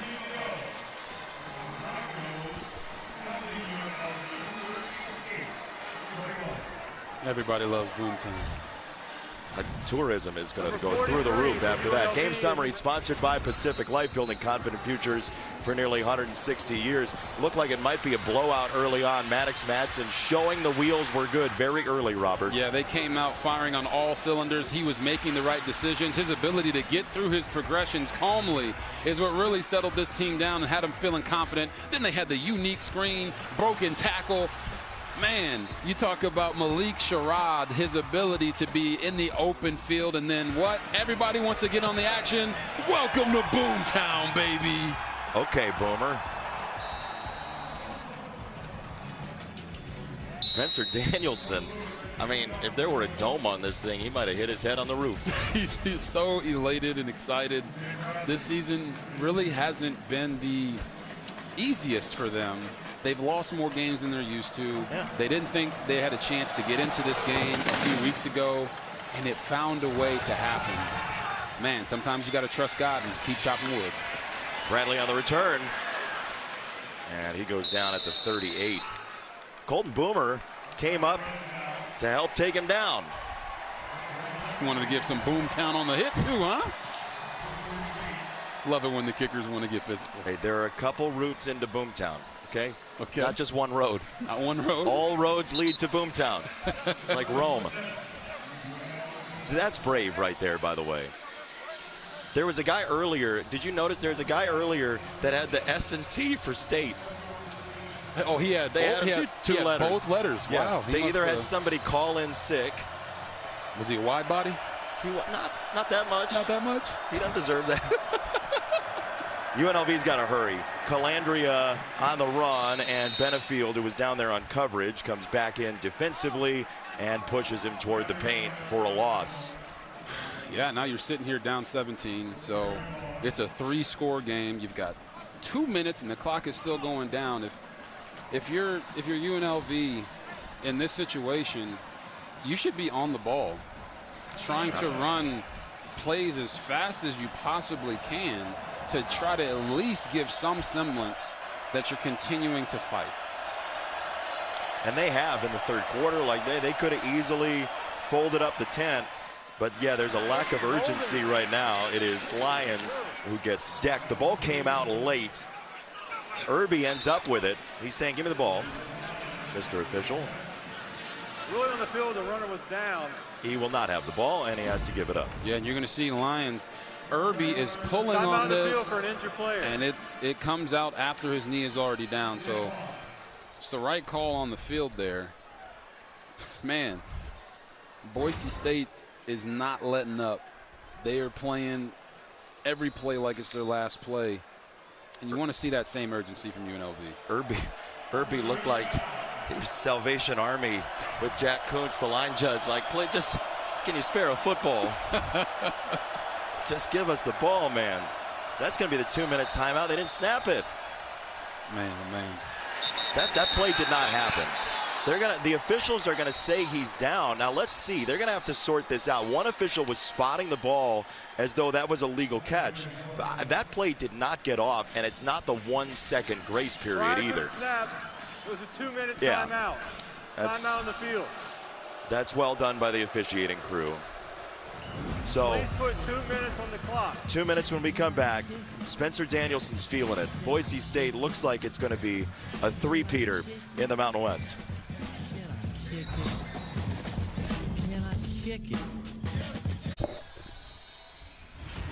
Tomorrow, for the first time in conference history, #1 and #2 clash in the Big Ten title game. Heisman frontrunners meet. Julian Sayin and #1 Ohio State, Fernando Mendoza. #2 Indiana. Coverage begins tomorrow, 6:30 Eastern, only on Fox. The game that we've been waiting for all year long. Yeah, I've said it, and I've been on record saying it really from about the 3rd or 4th week of the season that I think Indiana is the best team in the country. And they're going to force Julian Sayin to have to make tight window throws, something he hasn't had to do a lot of this year.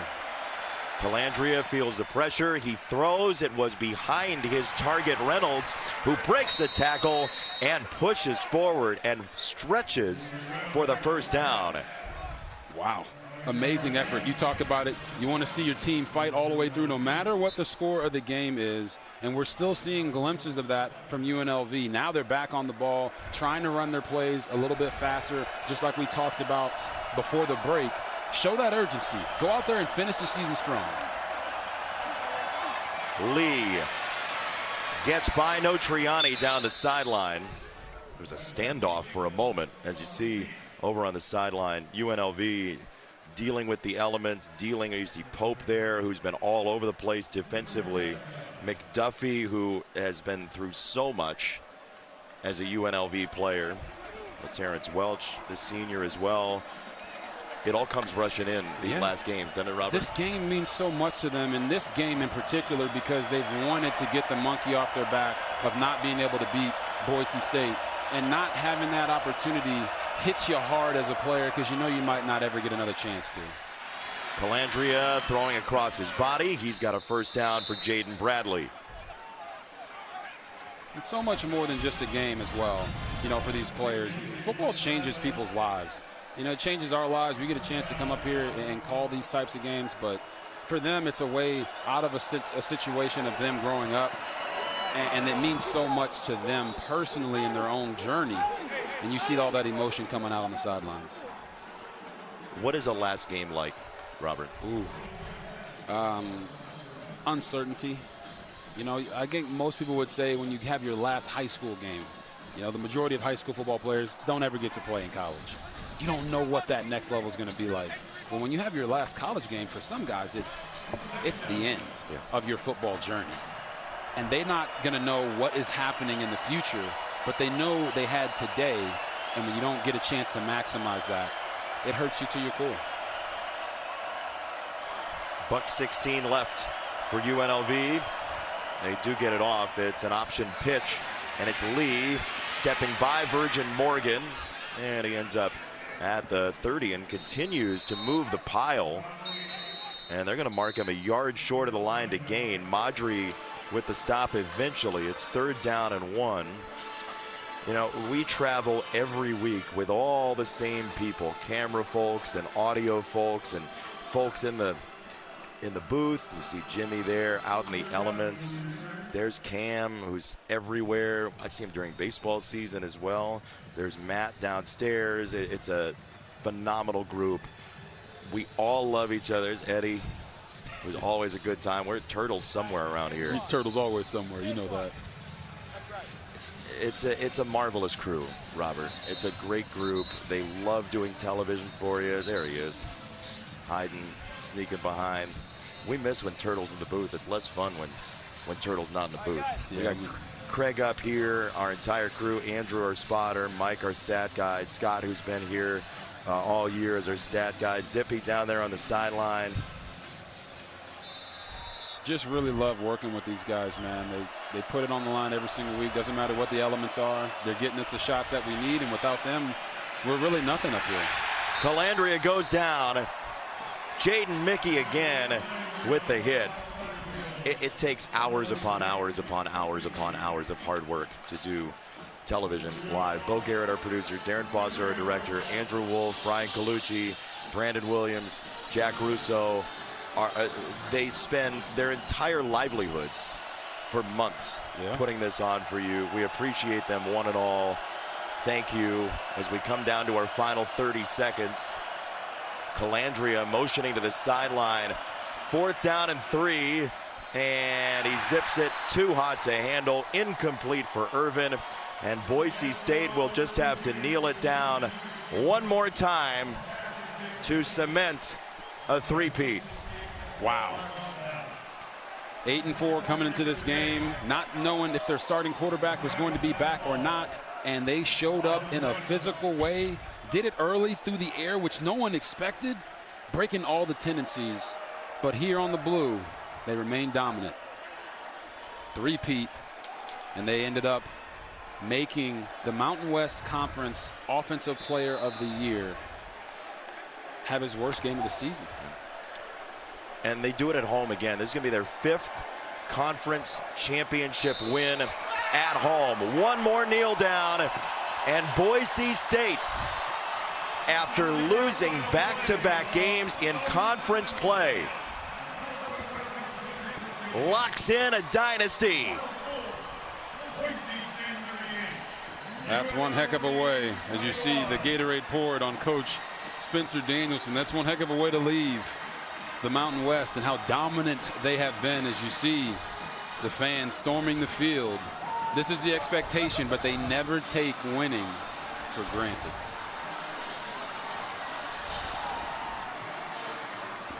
Seven of them in the trophy case. Boise State is a winner over UNLV, and their quarterback, Maddox Madsen, is downstairs with Alexa. Maddox, you're just celebrating with the fans as they're storming the field. The first time in Mountain West history a team has won 3 straight championships. What did it take for your team to get the job done here tonight? I mean, it's awesome. Everything this team's been through, it's so awesome to go back to back to back, especially with this group of seniors, man. They're awesome. All right, well, take a deep breath. I don't even know if you've been able to process this moment just yet, but you weren't even sure you can play in this game. You missed the last 3 games, lived in the training room, wore the sole in your cleat, were taking your cleat off on the sideline. What did it take for you to battle through this game, and what does this mean to you? I'm going to start getting emotional, but seriously, like, I wanted to be out back there with my guys so bad, and to be able to do that, and those guys make plays all night, there's nothing better. I love this team. I love Boise State. It's an incredible feeling. Maddox, enjoy this one with your teammates. A champion yet again. Thank you so much.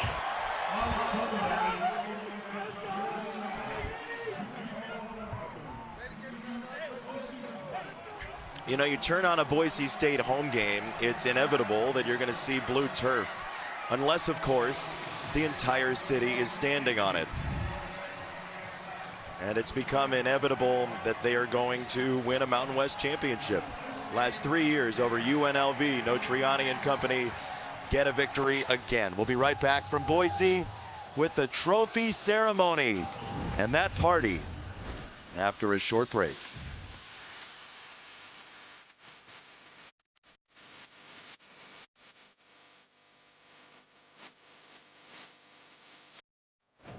As DJ Khaled would say, another one.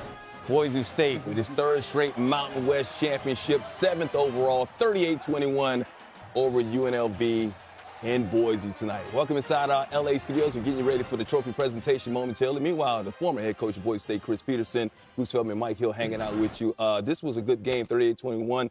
They had a 21-point lead. UNLV came back, made a 7-point game. For Boise State, too much in the end. What's this championship mean for Boise State tonight? This is one heck of a championship for Spencer Danielson and company. You know, a month ago, this team was kind of left dead. Maddox Madsen got hurt in the Fresno State game, and then Fresno State got after him on the blue turf and really won decisively. The next week, they go down to San Diego State. San Diego State beats them again. So it is not looking good, and they're playing with their backup quarterback, Max Cutforth, and he really does a great job for the last 2 games to get him in a chance to go beat Utah State to get into this game and then to beat this really good UNLV team. I mean, I'm telling you, when the energy's going backwards, like no momentum, negative energy, negative momentum, it is so hard to get and right the ship.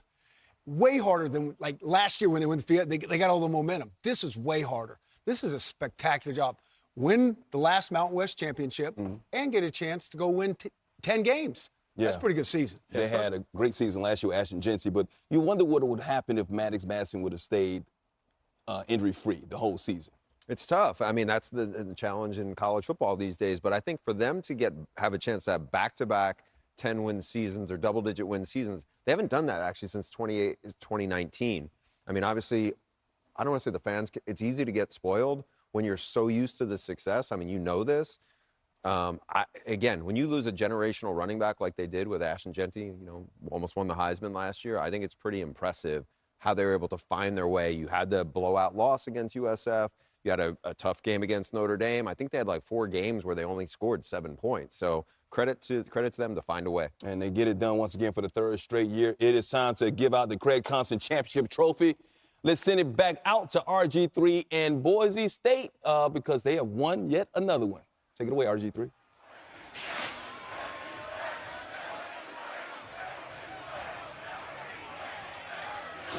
Congratulations to UNLV on a great season and Coach Dan Mullen. But my, oh my, these Boise State Broncos did an amazing job. And here to hand out the Mountain West Championship trophy is the commissioner of the Mountain West, Gloria Navarez. Thank you. I'd like to congratulate our 2025 Mountain West champions, Boise State.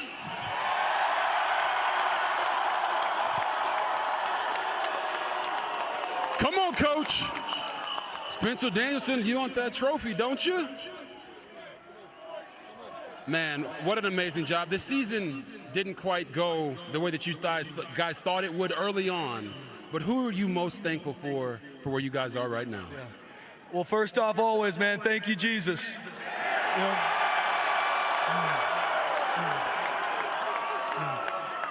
faith doesn't make things easy. It makes it possible. And with God, all things are possible, man. Doesn't matter what you're going through. Doesn't matter how hard it is. Anything is possible. And we were left for dead 3 weeks ago. But this team kept believing. Bronco Nation kept believing. We got the best players in the country. We got the best staff in the nation. We got the best fan base in the nation. Come on, baby. Coach, talk about your quarterback, Maddox Madsen. The way that he performed today was everything that you thought it would be, and I know these guys right here believe in him in the same way they believe in you. How amazing was he for you tonight? Maddox is an elite competitor. He loves his team. This team loves him. He never flinches, and he played great tonight. Led us to another championship. Coach, we appreciate you. Great job, man. Now let's bring up the offensive player of the game, the man that you guys all love, Maddox Madsen.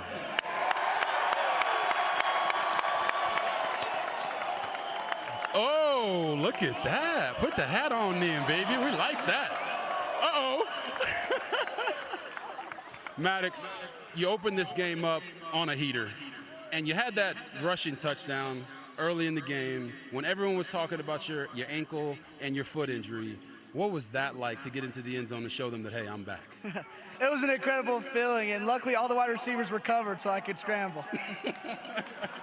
And then, you also broke a Mountain West Conference championship record in the first half. 4 touchdowns. Just what does this game mean to you, and why did you want to come back just for your guys and put it all on the line? I mean, it means everything to me. These group of guys, I love them so much. I mean, we were getting ready to do victory, and all I could tell them is how much I love these guys. And so being able to battle with these guys and end up champions, it's a huge deal.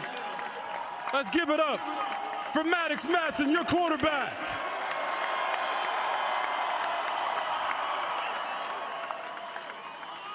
And then now we have our defensive player of the game. They call him Buck, Ty Benefield. Let's give it up for your defensive MVP. Now, Ty, you guys had the opportunity to come out here and truly shut down the Mountain West Conference Offensive Player of the Game and quarterback Anthony Calandria. What made that possible for you guys tonight? I mean, the whole defense just swarming. The preparation all week, the coaches putting the plays in us and everything, man. Like, I got to give credit to all the BYB and the whole team, so appreciate y'all. Uh-oh. They want you guys to hold up this trophy. Coach, get over here. Come on now. 3-peat, baby.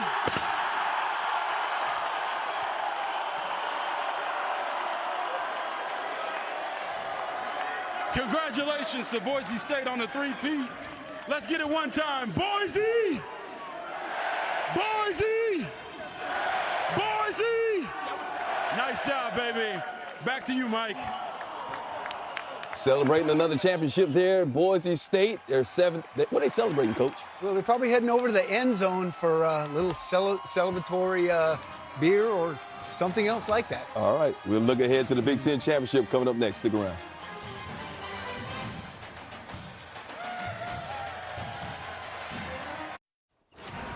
It's become old hat for Boise State. 7th time lifting that trophy.